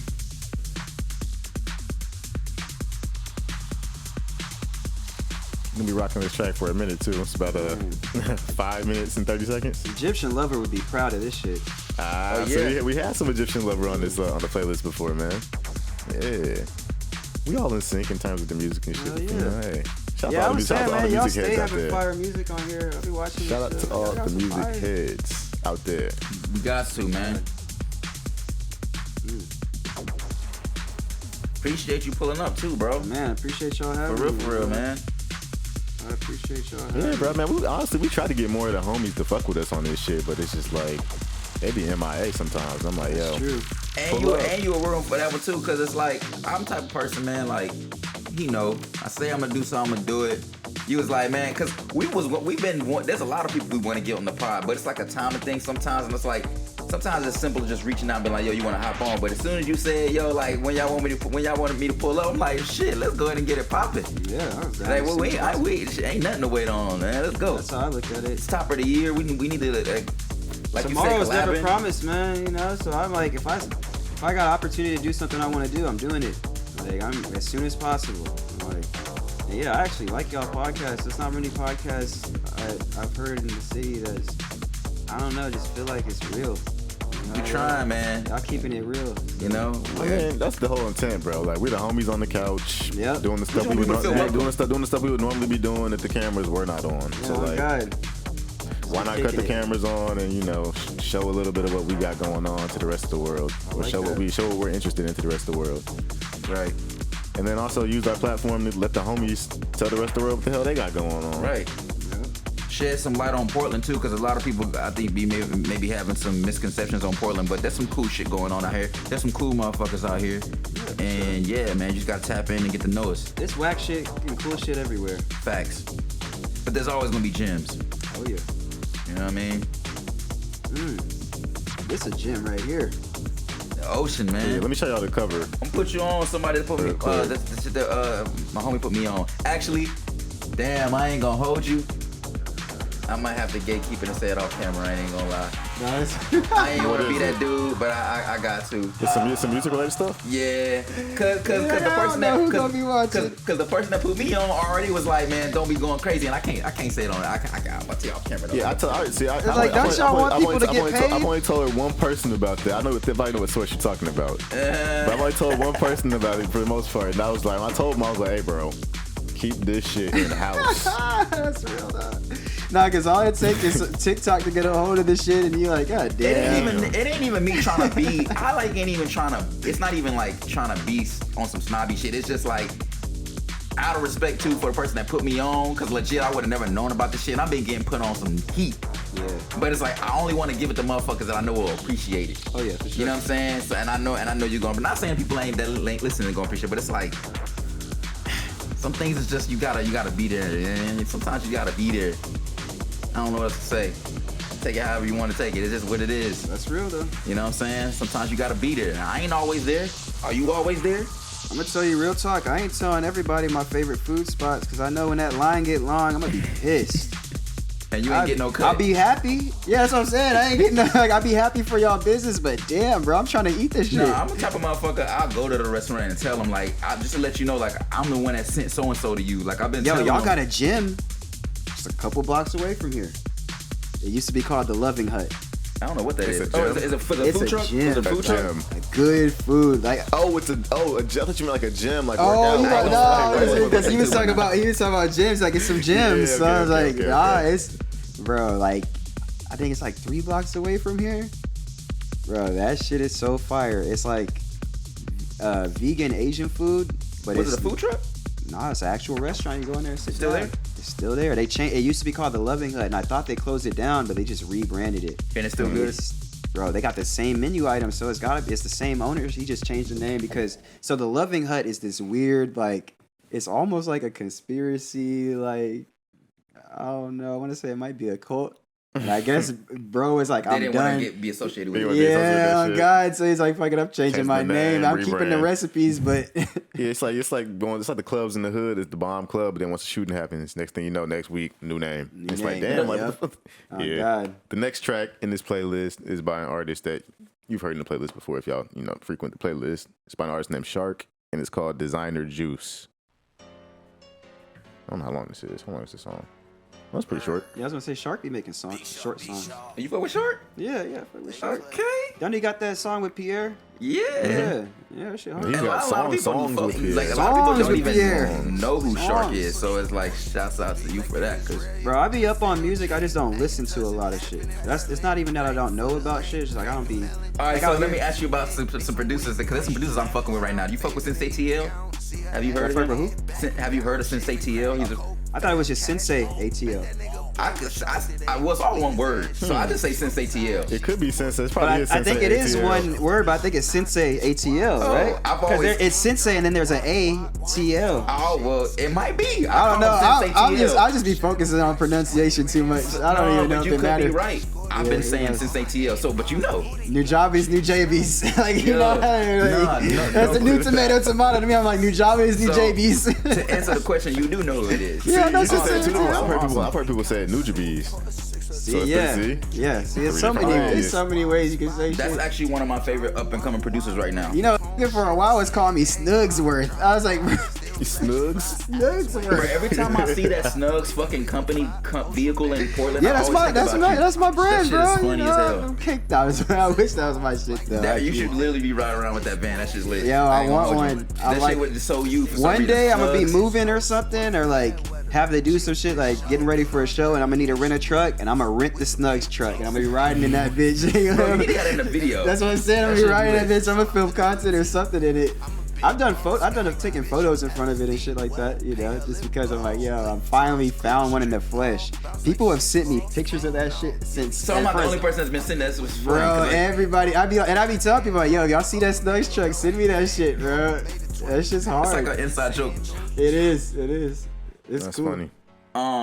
So like, who are some producers that you kind of keep tabs on that you? That Wait, you hold fuck on, with? hold on. I don't mean to cut you off, but it's also a Curtis trailers.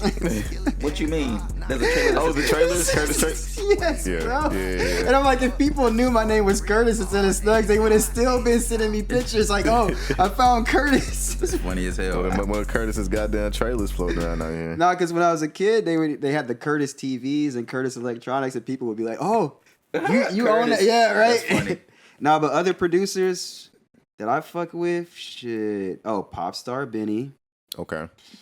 Popstar, and that's the little homie, man. Shout out to Popstar Benny, man. That's my What's dog. some tracks that Popstar Benny has that's done that we might know of? I don't know. He produced for Rod Wave. Okay. And then that's probably like the biggest thing he did was Rod Wave. I don't know if y'all listen to Bear One Boss. Y'all ever heard of Bear Never One heard of Boss? No. You know Anicia? No. Damn, that's another new up and coming. He in Atlanta. He an Atlanta producer and like a lot of Atlanta artists. Oh, Tony Snow. Yeah, we know Tony Snow. Yeah. Oh, But Destroy. he don't be producing, I think do he he? produced for. No, I'm just saying. Oh, okay, okay. I'm naming people Popstar Benny is produced for. Oh, yes. gotcha. That's what you was Okay. asking me. Got you. Yeah, My he bad, my produced bad. for Anicia, Bear One Boss, Tony Snow. Okay. I think he's got song. I think he's produced for Destroy Lonely. And he's just tapped in. Like people just know about him. You know. I mean, I ain't gonna be surprised if he got a Drake song coming out one day, bro. You know. Okay. I want to see it. I mean, that's my dog. I want to see him go far. I know he's gonna go far. Type shit. You know what I'm saying? He calls himself Popstar Benny because he knows he's like, I'm a gonna pop pop. star producer. He's gonna Like, pop. yeah, he gonna Yeah. pop, and he's popping. Yeah. Facts. And another homie, which is also adjacent to Popstar Benny, Bear Dex. Okay. Bear Dex is crazy, like cold. If we talking about like people in the city though, like producers in the city that I really rock with, I would say, let me think, cause it's like there's a lot of people. I just want to pick. I don't want to say everybody. Yeah, for me, since NCL's the newest, like I something about him. I heard him recently. I'm like, yo, I fuck with that shit. You said Wednesday? Wednesday. She's, That's a local producer. Yeah, she's a local producer and Okay. Oh, and artist. it's a girl. Wednesday. Okay, I fuck with that. Wednesday, like she's- Adam's Family type shit. Yeah. Well, I don't know if I don't think she got it from Adam's Family. Okay. Yeah, but Interesting. Okay. she's cold. She's Alright. very cold. Producers in general that I would say though, like right now that I'm really, really fucking with, like probably my favorite producer type shit. I would say, I mean, like we already was talking about Alchemist, but that's like bigger. I mean, Yeah, it could be Alchemist any. It is- could just be Alchemist people. pretty you fuck Conductor, with. man. You heard the new shit with him and West Side, not West Side, Machine Gun, Conway the Machine, I not don't know Machine if I Gun, have. Conway the Machine. That's I what I'm don't gonna know say. if I have. So probably. What's Machine him, Gun? Conductor. I heard Conway the the one. Machine. I heard the one he did for because they JID. always- Because Machine. You heard the shit he did with JID? That was kind of fire. Wait, who? Conway? Conductor. Oh Conductor no, Williams. Yeah. recently? Yeah. Because It's he like- just put. this So the he got track that another just came project out by with him? Jid too. No, it's just a song. Oh, This is a song that just came out. This just came out. Well, I I can't did really just talk listen to the project he put out with Conway the Machine, and it was pretty cool. Short project, nothing crazy. I feel like there's somebody that I've been fucking with that I'm forgetting. Oh, so it's a music like blogger type guy. Mhm. I breathe music all day. You ever heard of him? Mm-mm. No, He's- he's a producer. He's actually a cold producer too. But his music taste, like if you're looking for new music, you're like I want to find some new shit. I breathe music all day. He's the plug. It's bro. called I Like, Breathe Music. I breathe music all day. That's his IG. Okay. Yeah, that's just everything. I think TikTok and all that. Like I think he's on YouTube and stuff too. Let me go ahead and follow this man real Yeah, quick. that man, he's cool. Like his content is just entertaining. Like he like makes a little music videos to the songs, even though it's not his songs. And you can submit music to him too. Ah, this guy. That dude, he's a cold producer. He's Hmm. actually a cold producer. And I remember when I first found his page, he was just kind of teasing that he produces, and now he's putting stuff out, and it's fire. Like he's similar to like like that Alchemist sound, that Conway like Conductor sound and Okay. stuff like that. Like he's in that bag. Yeah, there's a lot of producers, man. There's a lot of them. They're just great. Like I think somebody was saying something. I can't remember who it was. Some rapper said something. It's like, "Yo, if you're a producer, you are a gift from God or something." I was like, I ain't gonna lie, I forget how it bro. Like, I'm lucky, you lucky, because I ain't gonna lie. It seems like a hassle to have to find beats, and I don't know what that's like. I'm not gonna lie to you. Yeah, every It time seems very challenging, and I'm glad that I don't have to go through that. I try to not just use my beats, and it's just like it's hard to find stuff that invokes the emotion that I need to write a song. You know, like, Yeah, I got some beats. I for can't you. get beats from people. please I got some send me platinum, beats. It's people like that I my fuck platinum with. hits. He know what I'm talking Hell about. My yeah. platinum hits, Crate and Serato. It's Hell people yeah. that I fuck with in my Send me small beats, circle, but man, I don't 'cause normally ask for beats. I need beats from people. And when people do send me beats, I don't think they think about like the type of stuff that I've made. They just send me stuff that they're just making without being like, okay, this I know what you be on. Like, people be sending me mad trap beats. And I I'm mean, like, wouldn't you just want like a mix of a little bit of everything? honestly, I like shit with no drums Okay. because I'm a producer and I'm like, I'll add drums to To it. it. You know what I'm saying? Yeah. If I really want the Want to. drums on there, yeah. So, and I'll be particular. Like, We I feel still like, need to do something with that Ween sample. yeah, I'm down. I don't What know how sample? yet. I just don't know how yet. We Yeah. gotta sit down. He sent me some song by Ween, and he was like, "Yeah, we gotta sample this and do something with it." I'm like, "Yeah, we're gonna have to sit down and come up with something." Yeah. Yeah, I sample anything, man. All right. Well, Just shit. for fun. It's just about fun for me. The next song in this playlist is "Show You How," featuring DJ Spinn, and it's by DJ Rashad Let's go. and DJ Spinn. Two goats. That footwork. Mm-hmm.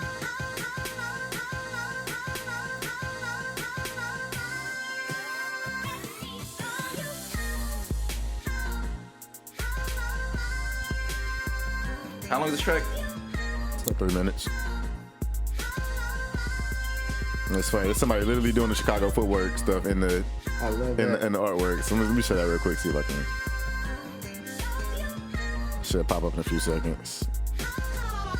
I think it's right. Yep, there we go. Man, my cousin used to always just be hitting that shit all the time. When's the last time you been to Texas, bro? You want to visit anytime soon? I was just in Texas for Christmas. Okay. Seeing family and shit? Yep. What's up? My nephew's bad as fuck. You don't have no family out here, do you? Hell no, I wish. That'd be cool. Yeah, I got one cousin out here. I need to talk to her before she leaves. She's about to move. Oh yeah, definitely tap in. It's nice. I feel like if you got family in the city you live in, you blessed for sure. That's a blessing. Like, take advantage of that blessing while you got it for sure. Ooh, come on now. I wonder what song they sampled. Rest in peace, DJ Rashad. Rest in paradise, man. True. Nah, this shit's cold. So I heard this song for the first time the other day, and I was like, yo, what is this? And people always make fun of me back in the day when I was a kid for listening to like instrumentals and stuff like that. But Oh, like, that's what I meant to ask y'all earlier in conversation that I completely forgot. But it's not even a question. It's just more like a statement. But like, aren't you glad that you was able to just be different in a sense of like open-minded towards music? Because think about how many people don't listen to all the shit we listen to. Like, we literally listen to a lot of different genres. There's people that don't give a fuck and just don't even like, they don't even know a lot and don't care. I'm glad that I was around people that, like, I'm glad that I was around people that listen to certain genres and I was never closed-minded, like, man, I don't like this. I was always just like a sponge. Yeah. It's like, it's either you like that or you're not.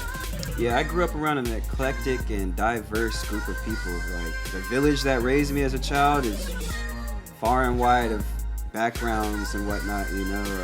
Like, Is there so any I'm musical blessed. background with your parents or family? Oh yeah, my mom had me in the church choir when I was a kid. That's how I even got into music, because she was into music and she just had me singing with her in the kitchen, singing at church with her. I remember one time I was acting up, not really, you know, I wasn't really fucking with it. I was just slacking off when she really wanted me to just sing the song, and she was like, all right, you want to be like that? Sing a solo.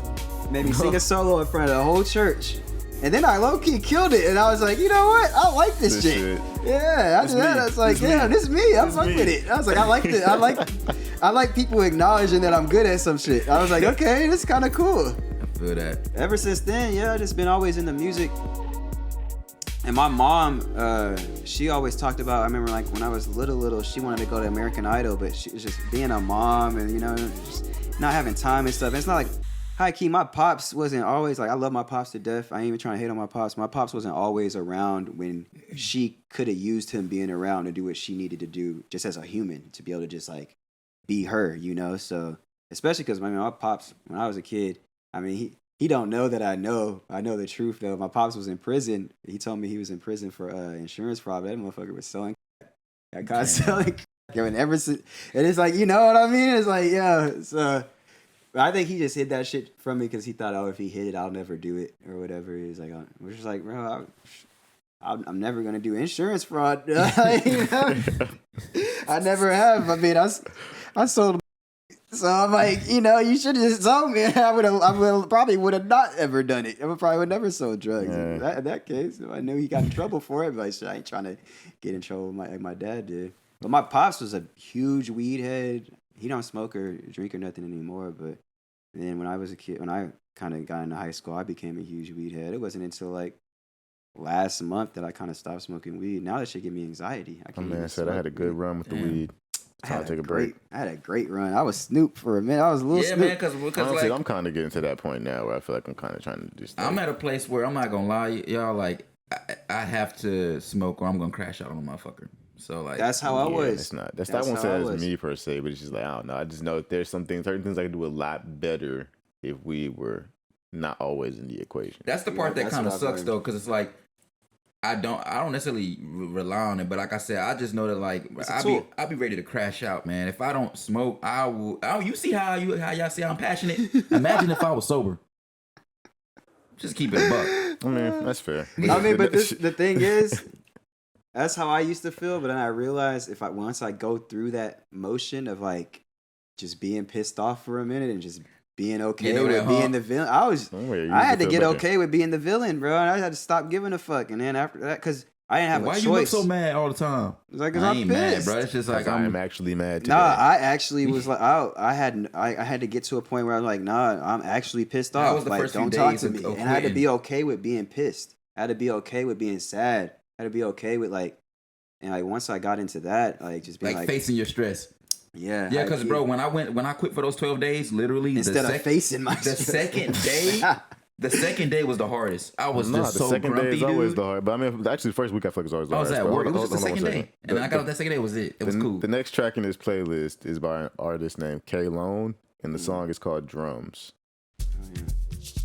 But yeah, I got really sick too. So like, I couldn't really smoke, and then weed was tasting weird, and it was just making my sinus infection. I hate when you sick and you can't smoke. And then you smoke anyway, but it ain't enjoyable. And I was pissed off that whole week, sick. Little shit would happen. Like my roommate is a drummer, and so like he be practicing. Sometimes he does drum lessons, bro. I remember one day I was ready to go in there and be like, shut the fuck. I was like, nah, calm down. I had to meditate. I put on some meditation music. I wanted to smoke so bad just to be like, nah, let me just ignore it. But then I was like, bro, I can't smoke. So I had to figure some shit out. And then when I wasn't sick anymore, I hit the weed and I was like anxious. I got hella anxious. And I was like, all right, I'm gonna take a break for a while because that shit making me anxious. Hit it again, anxious again. And now every time I hit it, I'm like, anxious? Just anxious. I was like, something don't feel right. And like, just feel irritable. Yeah, when I took the break and started smoking, it was hella intense for me. And I was like, I had to like kind of get myself back adjusted because it's like, bro, even just 10 days you go back, that should be strong. Yeah. I'm like, damn, like the only thing that I say fucks with me whenever I try to like take smoking breaks and stuff is just insomnia. Oh yeah. That shit. Not being able to sleep. I remember I started getting the supplements. I remember I stopped sleep. I took a break for like about a month one time, and I was like, yo, for the whole first I remember I was up for 3 days basically straight, just tired as fuck but couldn't sleep. That's fucked. It was one of the most unenjoyable experiences I've had. I was like, dang, like I just want to go to sleep, but I can't. And I feel like I should be asleep right now, but my body will not just won't go to sleep. Yeah, I got crazy insomnia. Even when I was smoking weed, I always had it. So I feel that because I would try to smoke myself to sleep. Sometimes I smoke myself awake. I'd be like, fuck, this shit ain't working. I used to have to take trazodone to go to sleep. Like my insomnia is that real. Like I had prescribed medication to put me to sleep. Was it the melatonin stuff they're trying to take, or is trazodone is a literal sleeping pill that you pop like every night. Like it puts you blackout to sleep, but you wake up kind of still sleepy. Like you still feel tired. Like it's like you don't really get. I don't like that to make you feel so it's like that. So it's like the 5-hour energy shit where it's like, yo, I'm wired, but like I'm still tired as hell. Nah, you're not even wired. You just like It's like it just knocks you out, blackout sleep, and you wake up and you still just groggy. Is it because heavy? of it. It's like the side effects is like grogginess and like. But have you ever done the 5-hour energy before? Like taking the 5-hour energy? I have before, yeah. But you know what I'm talking about, like with that, right? Where it's like, yo, I'm tired as hell, but I'm wired. Yeah, no, Like, for I real. don't know what's going on. It's Yeah, like complete. 5 hour is crazy. That should be crazy. Yeah, man. I only did it once, and I was like, I don't like that feeling. The only time I did it was, like? remember you had that party? Like you just said. Remember like, you had, literally, like, remember you you be had the tired as party fuck. back in high school? And we were just up all night? My party? Yeah. No. Well, anyway, you had a party in high school, and we was just all up. All up. It was, I don't think anybody went to sleep until Why it was you like, incriminating me? bro, it's old anyway. Bro, it's old. But anyway, you had a party. Everybody was up till like 7 in the morning, basically. Nobody went to sleep type shit. And then some of us had to like literally just go to work the next morning. I was about the 5 I was one of hour. those people. I was like, and I used to work at the car wash, Right. Auto Bell, right? So I'm like out there, no sleep, Wired. slightly hungover from a night of underage drinking. And I was like, yo, I'm tired as hell, but I'm wired as fuck right now off of this. And I know once this wears off, I'm gonna crash OD crazy. Yeah. I know you got some good rest. That's that caffeine, man. Caffeine will do that to you. But at the same time, by the time I was off work, it was like 5 o'clock at night. So I'm like, yo, like I kind of gotta find another way to like keep myself up to the song, mess up my sleep pattern. Yeah, true. That's At this point, you gotta power through. Lately though, we've been on some like, bro, me and you be up to like, bro, when I went home last night, I was still up till like 6 in the morning, dog. Lately, when I've been leaving your house, I've been I on ain't that been lately, going. too. I leave his crib at like 3 in the morning every time I come over here, bro. And by the time I get to my house, it's about 4 o'clock in the morning, and I'm like still up. Yeah. I don't go to bed till like 7. No, I feel that. I've been on that time. But me personally, I don't like sleep, so I don't really care about sleep schedule. I'm a weirdo. I'm like, I just binge until I crash. Yeah, I feel that. I know it's not healthy, but that's just how I move. A lot of people say it's not the move, but Yeah, like I said, I got insomnia, so I don't really got a choice. But it's like, I feel like being a creative too, that kind of helps me in my creative process. Like, I like to work at all random times. I like to work randomly in the middle of the night. Like, well, when you're in that, it's like a certain state of mind that you get in. It's like in between sleep and awake, and their studies have been done about things like the delta state or something like that. It's like that's when your brain is like the most like genius, so to speak. It's I like call you it come my- up I with call that. it my brain That's when you being get. open. That's when you get those epiphanies, and yeah, you get those channels and shit. Like there was actually somebody who said he used to sleep, would he take a nap and he'd keep a metal ball in his hand, so right when he start to fall asleep, he'd drop the ball and it'd wake him up, and that's when he'd come up with his best inventions and best ideas. I can't remember who it was. that's dope. But yeah, next song in this playlist is called Only Heather, and it's by Wild Nothing. It's the last song for the night.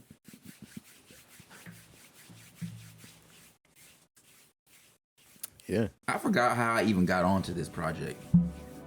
I think I was just surfing and found it and was like, I fuck with this. I found it from the homie Mike Larry. Mike Lowry. Mike Lowry. Lil Smoke. Mike Lowry. Smoke man, Snarf, you know, the homie Snarf. He just always was bumping it, posting it on his Instagram and shit. I was like, I'm gonna check this shit out one day. I finally checked it out. I was like, this album is fire. Fire ass album. Yeah, this I don't know if Ern gonna be vibing with it. This ain't normally your forte, but It's a vibe. I like alternative stuff like this. It's got to be in the right environment usually for me to like rock with it for real. You know? I feel you. Like a headspace. I don't need a headspace, but I mean just the right setting. Yeah, I get that. Like right ambiance and everything. Like Oh yeah, if it's 3 in the morning and you got the different hue lights on, different colors and shit. yeah, this is cool. This is that shit right here. That's mostly when I bump it. Like 3 in the morning when I can't Bro, sleep. I love being by yourself in the middle of the night with a joint and some music into it. That's how I used to write. Like my best writing moments was like smoking by myself in the middle of the night just writing. Man, you know what's crazy? So when I quit smoking, my biggest fear was like, damn, I'm not gonna be able to have that same juice that I used to have, bro. Musically, Yes, I was scared, and I finally was like, you know what, fuck it, let's just write a song about what I got going on, and it's like my favorite song I ever made. That's It's dope. like, so it's crazy to be like, I really was like, damn, man, I really don't know if I'm still gonna be able to make music. Like, did you ever record music high? that's what I'm saying. I've 'Cause only, I can't record. I have to be sober when I record. I've only ever like that song that I told you I was like I sent y'all a Discord link. Yeah. This might be the only sober song I ever made in my life. Like this is the first one.